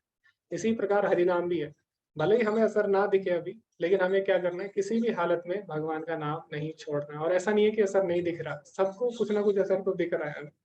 तो हमें क्या करना है, बस किसी को नहीं छोड़ना, हमें भगवान का नाम लेते रहना है, लेते रहना है, लेते रहना है। ठीक है, ओके जी। दिवाकर प्रभु जी ने बोला मायापति को बुलाना चाहिए। जी जी, तो ठीक। तो आज का डिस्कशन यहीं पे हुआ और सबने बहुत ही अच्छे अच्छे पॉइंट्स रखे। आगे ये जो चैप्टर है खत्म हो चुका है, समाप्त हो चुका है, तो आगे प्रभुपाद जी क्या बोलते हैं वो भी हम चर्चा करेंगे। तो प्रभुपाद जी बोलते हैं इसलिए हमें क्या करना है, हरे कृष्ण का जाप करते हुए सभी को कृष्ण चेतना में शामिल करना है, यही रामबाण उपाय है। तो कलयुग में एक ही तरीका है माया से लड़ने का, वो क्या है, कलो तद हरि कीर्तनम। कलयुग में केवल भगवान का नाम, है ना। तो बहुत शास्त्रों में यही लिखा गया है कि कलयुग में हमें भगवान का नाम लेना है। और श्रीमद् भागवतम में क्या बोला गया है कि यज्ञ संकीर्तन प्रायर यजंती ही सुमेध सा, कि कलयुग में जो बुद्धिमान व्यक्ति होंगे वो भगवान का नाम लेंगे, वो बाकी चीजें नहीं करेंगे। क्यों? बाकी चीजों के लायक ना हमारी बुद्धि है, ना हमारे पास समय है, ना हमारे पास सामर्थ्य है। तो एक चीज है कलयुग में जो हम कर सकते हैं, बहुत ही आसान है, वो क्या है, भगवान का नाम। तो हम वही लेना है, बस लेते रहना है उसको। वह ब्राह्मणवाद के सर्वोच्च सिद्धांत से ऊपर आता है। यह मानवता के लिए सबसे बड़ा उपहार है कि यहाँ तक कि वह गिरती हुई स्थिति में है, सबसे नीचे स्थिति में, फिर भी अगर भगवान के नाम का जप करता है केवल, तो उच्चतम स्थान पर आ सकता है। यही एकमात्र उपाय है। तो आप किसी भी परिस्थिति में हो, किसी भी समय, किसी भी देश में, किसी भी काल में आप भगवान का नाम ले सकते हैं। और ये क्या है, हमारे लिए एक तरह से भगवान का उपहार है कलयुग के जीवों के लिए। तो हमें भगवान का नाम कभी भी नहीं छोड़ना और हमेशा जपते रहना है, हरे कृष्ण कृष्ण कृष्ण हरे हरे, हरे राम राम राम हरे हरे। हरे कृष्णा। श्रील प्रभुपाद की जय। तो किसी का कोई प्रश्न है आप लोग पूछ सकते हैं। हरे कृष्णा। किसी का कोई प्रश्न है तो पहले आप पूछ सकते हैं, उसके बाद अगर किसी का प्रश्न नहीं है तो फिर अगर किसी को कुछ डिस्कस करना है कोई पॉइंट तो आप कर सकते हैं।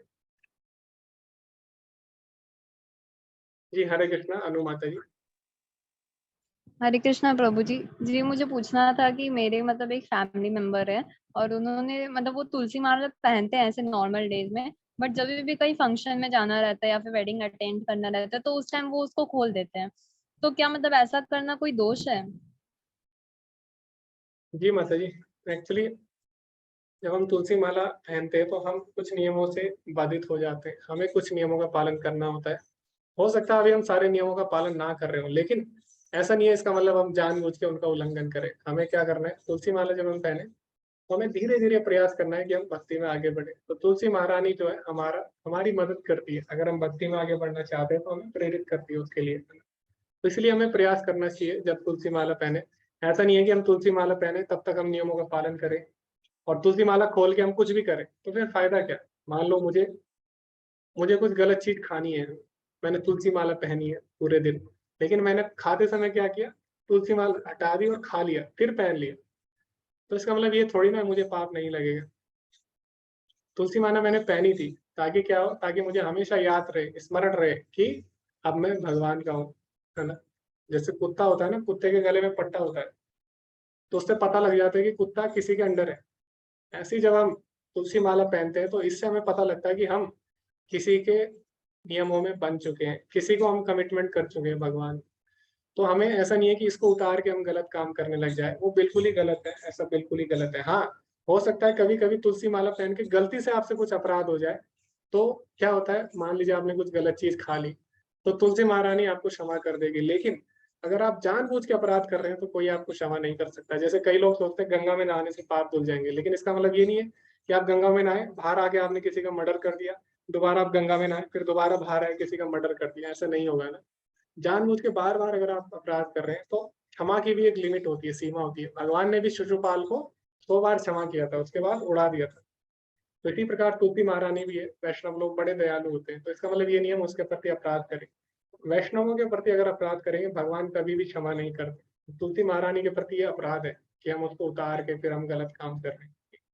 हमें धीरे धीरे प्रयास करना है कि हम धीरे धीरे नियमों का पालन करने में सक्षम हो। हरे कृष्णा। ज्योत्सना माता जी। प्रभु जी, मुझे आपसे एक बात बतानी है जो कि मेरे लिए बहुत बहुत बहुत अच्छी है, इस्कॉन की तरफ से हुई है।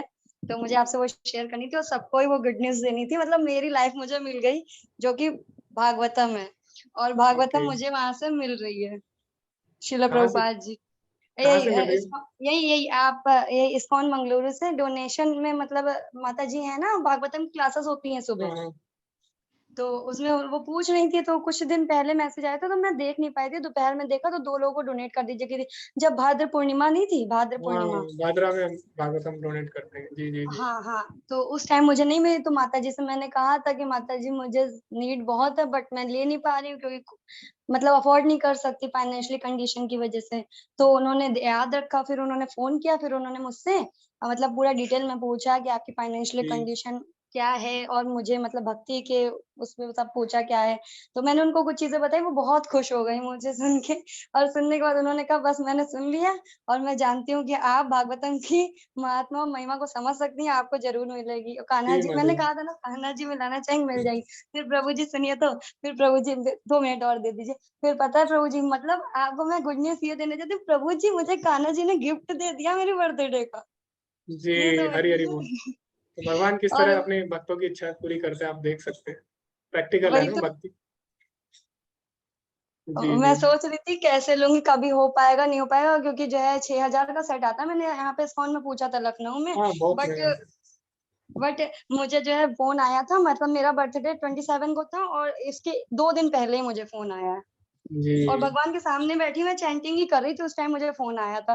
तो मतलब कान्हा जी कैसे देखिए करते हैं हर चीज जुगाड़ अपने, जो भी उनके सेवक हैं या जो भी खेले, हम तो तुच्छ ही प्राणी हैं, लेकिन फिर भी वो हर चीज देखते हैं, वो भाव जानते हैं कि कब क्या किसके लिए करना है, कैसे करना है। बस थोड़ी परीक्षाएं जरूर होती हैं, लेकिन वो सुन जी लेते हैं। तो मुझे बर्थडे गिफ्ट मिल गया प्रभु जी, इसको बताना था आप लोगों के, मतलब इस्कॉन में और आप सब डिवोटीज के संग में सब चीजों की वजह से ही मिला। तो उसके लिए हरि बोल, Hare Krishna, thank you so much सभी को।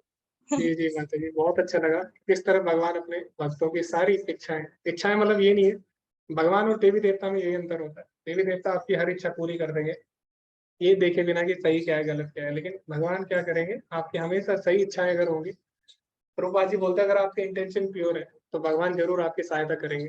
जैसे प्रभुपाद जी ने सोचा था कि मैं भगवान के नाम का प्रचार करूंगा, तो किसी को लग सकता है कि ऐसा नहीं हो सकता, और कई जो उनके गुरु भाई थे उनको भी यही लगता था कि शायद ऐसा नहीं हो पाएगा। लेकिन प्रभुपाद जी ने करके दिखाया। क्यों? क्योंकि प्रभुपाद जी की जो इच्छा थी वो प्योर थी, शुद्ध थी, भगवान के लिए थी। तो कोई भी हम इच्छा करते हैं, भगवान क्या बोलते हैं, ददामि बुद्धि योगम तम, मैं उनको बुद्धि दूंगा जिससे वो मेरे तक आ सके। तो भगवान हमारी सहायता करते हैं। और ऐसा नहीं है कि भक्ति कोई काल्पनिक चीज है या अनसाइंटिफिक है, ऐसा कुछ नहीं है। जो भक्ति करता है उसको पता लग जाता है। तो अगर भक्ति आप कर रहे हैं, आपको अनुभव होने लग जाएगा। ठीक है, तो माता जी का बहुत ही अच्छा अनुभव रहा, उन्होंने साझा किया, बहुत ही प्रेरणा हमें मिली इससे भक्ति में आगे बढ़ने की। धन्यवाद माता जी, आपने साझा किया। जी हरे कृष्णा। मृणाल माता जी। हरे कृष्णा प्रभु जी। जी जी। तो मेरा क्वेश्चन ये है कि जो नाम अपराध में एक अपराध है कि अंध श्रद्धालु व्यक्ति को कृष्ण नाम की महिमा का उपदेश ना करना। तो जी इसमें अंध श्रद्धालु व्यक्ति है, इसकी मतलब इसका क्या मीनिंग है, जी। किसको नहीं करना एग्जैक्टली?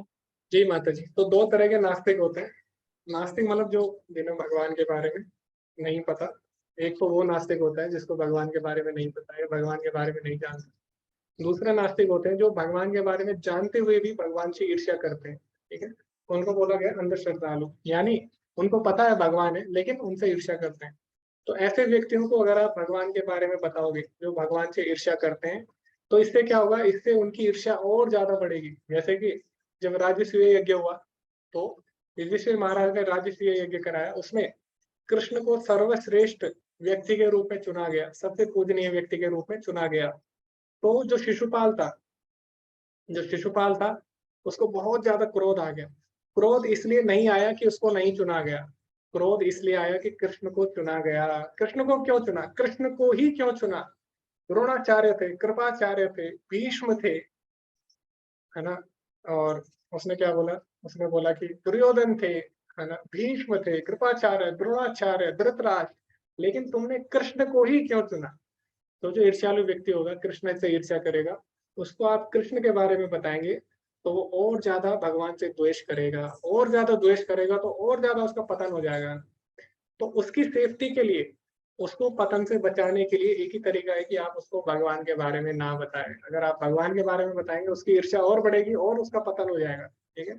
तो ऐसे व्यक्तियों को भगवान के बारे में नहीं बताना चाहिए, भगवान के नाम की महिमा, भगवान के रूप गुण लीला की महिमा नहीं बतानी। अब क्वेश्चन आता है कि फिर हम प्रचार कर ही क्यों रहे, क्योंकि दुनिया में तो सब नास्तिक है। तो प्रचार हम कर रहे हैं दूसरे तरीके के नास्तिकों के लिए, जिनको भगवान के बारे में नहीं पता। जैसे कई लोग हैं उनको नहीं पता भगवान के बारे में, तो जैसे वो लोग पढ़ते हैं भगवद गीता तो लोग हैरान हो जाते हैं और तुरंत ही भक्ति में आ जाते हैं। बहुत सारे ऐसे लोग हैं, तो ऐसे लोगों के लिए हम प्रचार करते हैं जो भगवान के बारे में जिन्हें नहीं पता। ऐसे लोगों के लिए हम प्रचार नहीं करते जो भगवान से ईर्ष्या करते हैं, उनको हमें भगवान के बारे में नहीं बताना चाहिए। लेकिन एक व्यक्ति है जो रिस्क लेता है हमेशा भगवान के प्रचार के लिए। तो नित्यानंद प्रभु थे, उन्होंने रिस्क लिया था। तो जो पापी लोग थे, भगवान से ईर्ष्या करते थे, जो जगाई मदाई दो असुर थे, तो नित्यानंद प्रभु जब गए उनको प्रचार के लिए, उन्होंने क्या किया, उनका पत्थर फेंक के मारा, नित्यानंद प्रभु के सिर से खून आ गया। तो जैसे ही चैतन्य महाप्रभु को पता लगा, चैतन्य महाप्रभु तुरंत वहां पे प्रकट हुए और उन्होंने सुदर्शन चक्र हाथ में ले लिया और बोला कि अब मैं जगाई मदाई को नहीं छोड़ूंगा। लेकिन नित्यानंद प्रभु ने उनके पैर पकड़ लिया और बोला कि आप इस युग में करुणा अवतार के रूप में आए, आप करुणा दिखाने के लिए आ रहे हैं, ये आप क्या कर रहे हैं? तो भगवान ने क्या बोला, भगवान ने बोला कि नहीं, वो मैं नहीं जानता, इन्होंने मेरे भक्त को कैसे मारा, इनकी हिम्मत कैसे हुई।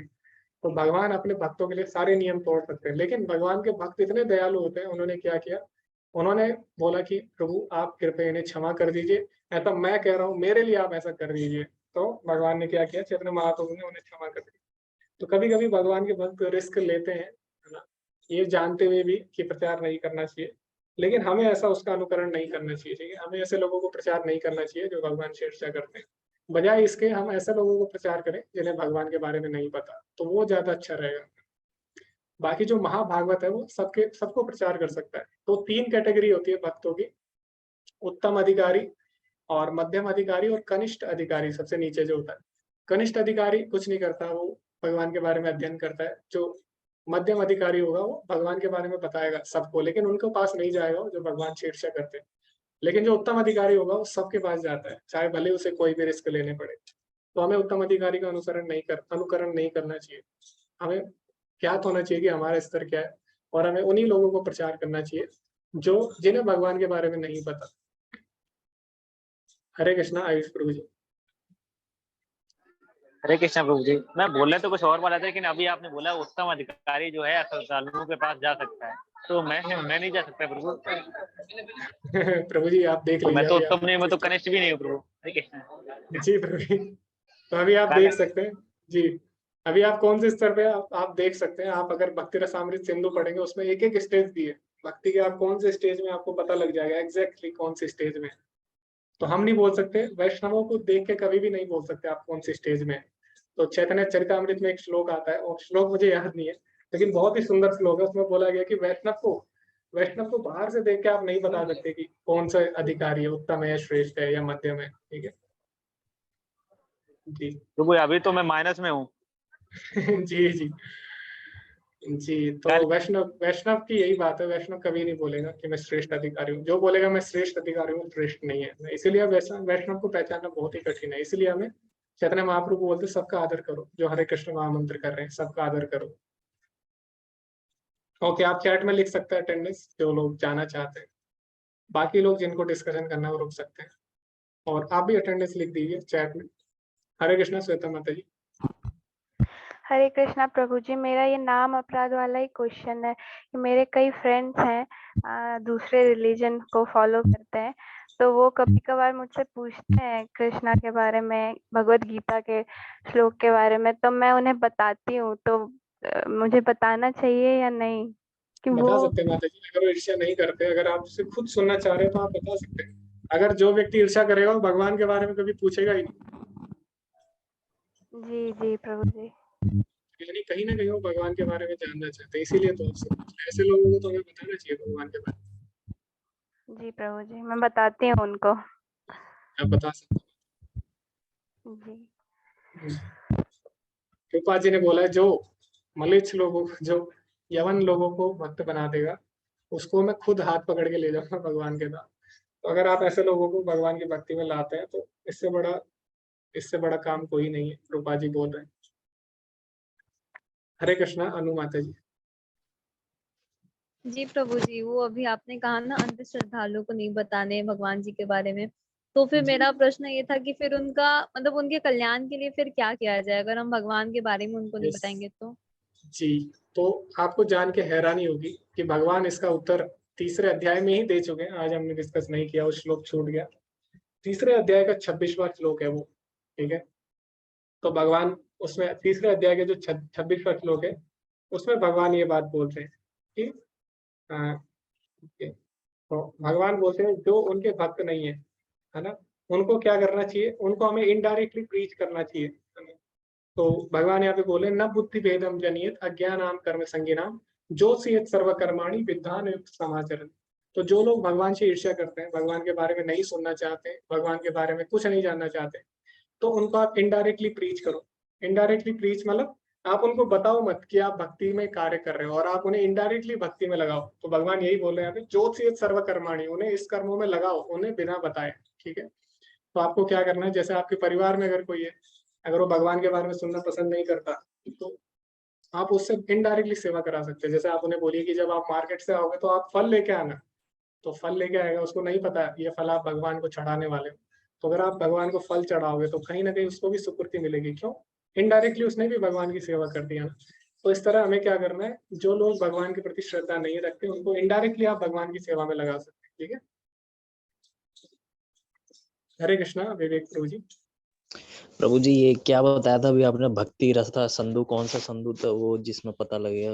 हम ये बुक पढ़ने वाले रूप गोस्वामी ने क्या किया, रूप गोस्वामी जो हमारे आचार्य है, उन्होंने भक्ति को एक साइंटिफिक तरीके से उसका क्लासिफिकेशन किया कि कोई व्यक्ति सोच भी नहीं सकता था कि भक्ति को हम इस तरह से क्लासिफाई कर सकते हैं। उन्होंने भक्ति के सारे लक्षण, भक्ति का सारे लेवल और भक्ति की सारी डिटेल दी है भक्ति रसामृत सिंधु में। आपको एग्जैक्टली पता लग जाएगा और आप बोलेंगे हाँ मेरे साथ यही हो रहा है बिल्कुल, और हाँ मैं इसी स्टेज में हूँ। तो बता, उसमें हम पढ़ेंगे प्रभु जी भक्ति रसामृत सिंधु में। ओके प्रभु जी। जी, तो भक्ति रसामृत सिंधु हम पढ़ने वाले हैं इसके बाद भगवद गीता के। हरे कृष्णा शुभम प्रभु जी।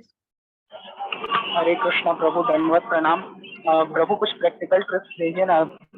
16 राउंड्स कर रहा हूँ लेकिन बिल्कुल रस नहीं मिल रहा है भक्ति वाला, और एक प्रेशर टाइप का फील हो रहा है, बिल्कुल मतलब वो चीज अच्छी नहीं लग रही है। चैंटिंग में प्रभु जी। हरे कृष्णा प्रभु जी, इसमें चैंटिंग में या भक्ति में प्रभु जी, क्या बोला आपने? चैंटिंग में प्रभु। ओके मतलब मैं चैंटिंग नहीं कर पा रहा हूँ, भले मन लग रहा है कि मन में चल रहा है जय राधा माधव हरे कृष्णा महामंत्र भी चल रहा है टेम्पो चेंज करके, पर मैं चैंटिंग नहीं कर पा रहा हूँ। ओके जी प्रभु जी, तो इसका उत्तर रूप गोस्वामी ने ही दिया है और भक्ति रसामृत सिंधु में नहीं दिया है। दूसरा उनका ग्रंथ है उपदेशामृत, वो भी हम पढ़ने वाले हैं। तो उपदेशामृत में जो रूप गोस्वामी उन्होंने बोला है कि भगवान का जो नाम है वो बहुत ही ज्यादा मधुर है, बहुत ही ज्यादा मधुर है। इतना मधुर है कि आप अगर उसको एक बार अगर आपका स्वाद लग गया आपकी जीवा पे भगवान के नाम का, तो आपकी जीवा कभी रुक नहीं सकती, इतना टेस्टी है। लेकिन उसमें हमें स्वाद नहीं आ रहा है, इसका मतलब ये नहीं है कि नाम में दोष है, इसका मतलब है कि दोष हमारे अंदर है। तो वहां पे जो रूप गोस्वामी है उन्होंने उदाहरण भी दिया है, उदाहरण दिया है पीलिया। जब किसी मरीज को पीलिया हो जाता है, जॉन्डिस हो जाता है, तो उसको गन्ने का टेस्ट नहीं आता, लेकिन इसका मतलब ये नहीं है गन्ने में टेस्ट नहीं है। गन्ने में टेस्ट है क्योंकि उसको बीमारी लग चुकी है, इसीलिए टेस्ट नहीं आ रहा। तो इसी प्रकार हमारे साथ भी है, ऐसा नहीं है कि आपके साथ है, हम सबके साथ है। इसी प्रकार हरि नाम भी बहुत रस से भरा हुआ है, लेकिन हमें टेस्ट नहीं आ रहा। इसका मतलब क्या है, बीमारी हमें है। लेकिन इसका इलाज क्या है, वो भी रूप गोस्वामी ने दिया है। तो रूप गोस्वामी बोलते हैं जैसे गन्ने के जूस में, गन्ने का जो रस होता है उसमें टेस्ट नहीं आता, लेकिन अगर आप गन्ने का रस पीते रहेंगे पीते रहेंगे पीते रहेंगे तो एक दिन आपकी बीमारी सही हो जाएगी और गन्ने के रस में स्वाद आने लग जाएगा। इसी प्रकार हरि नाम में टेस्ट नहीं आ रहा, मन नहीं लग रहा, आप लेते रहिए, लेते रहिए, लेते रहिए।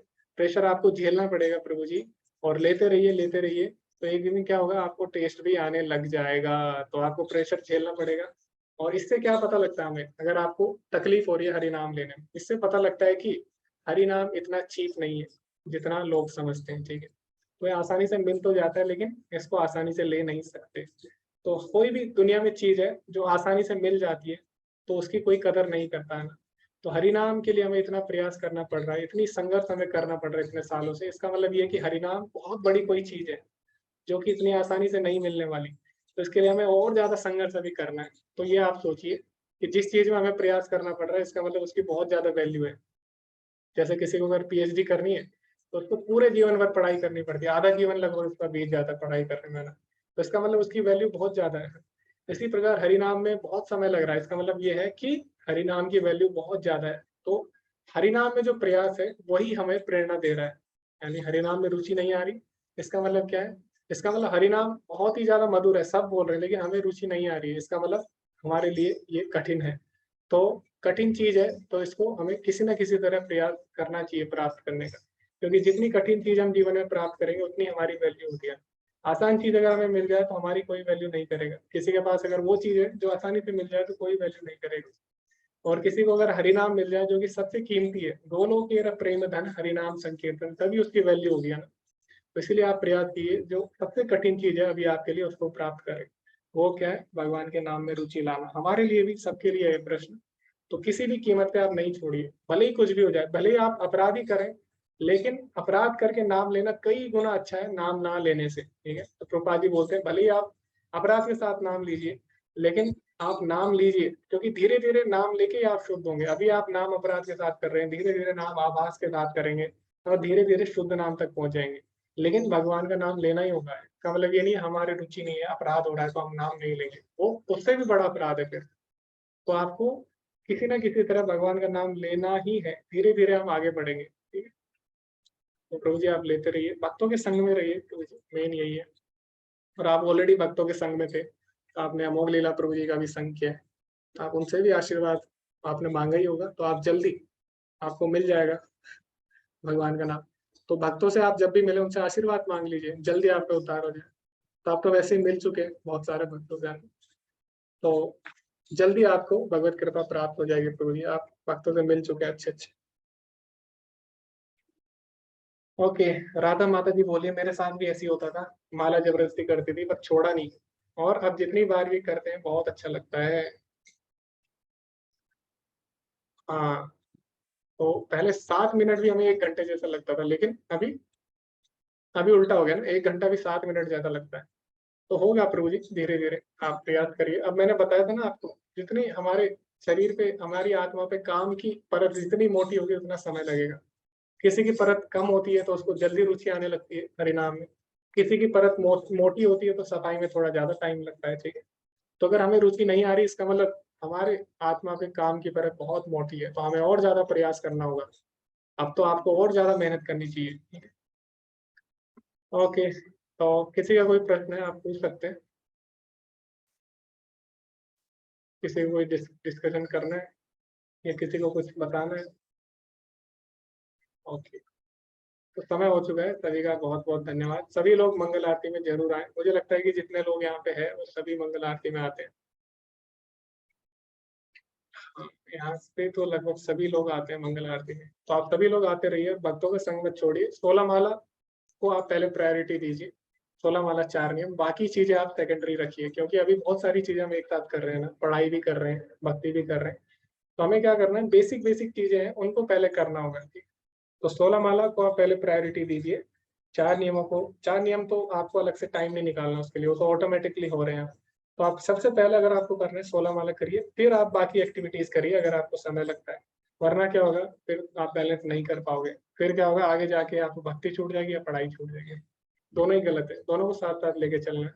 ईशोपनिषद में भी बोला गया है, विद्या चाहे विद्याम चाहे यस्तद वेद उभयं सह, कि जो विद्या और अविद्या को एक साथ लेके चलता है उसका उद्धार हो जाता है। तो ऐसा नहीं है आपको एक चीज छोड़नी है, दोनों को आपको बैलेंस करके चलना होगा। ओके, तो जो लोग मंदिर में हैं भक्त लोग, वो भी पढ़ाई करते हैं, ऐसा नहीं है कि वो पढ़ाई नहीं करते, ठीक है, वो हमसे ज्यादा पढ़ाई करते हैं। तो मंदिर में भी ऐसा नहीं है कि मंदिर में रहोगे तो आपको कुछ नहीं करना, भक्ति करनी है, केवल नाम जपना है, ऐसा कुछ नहीं है।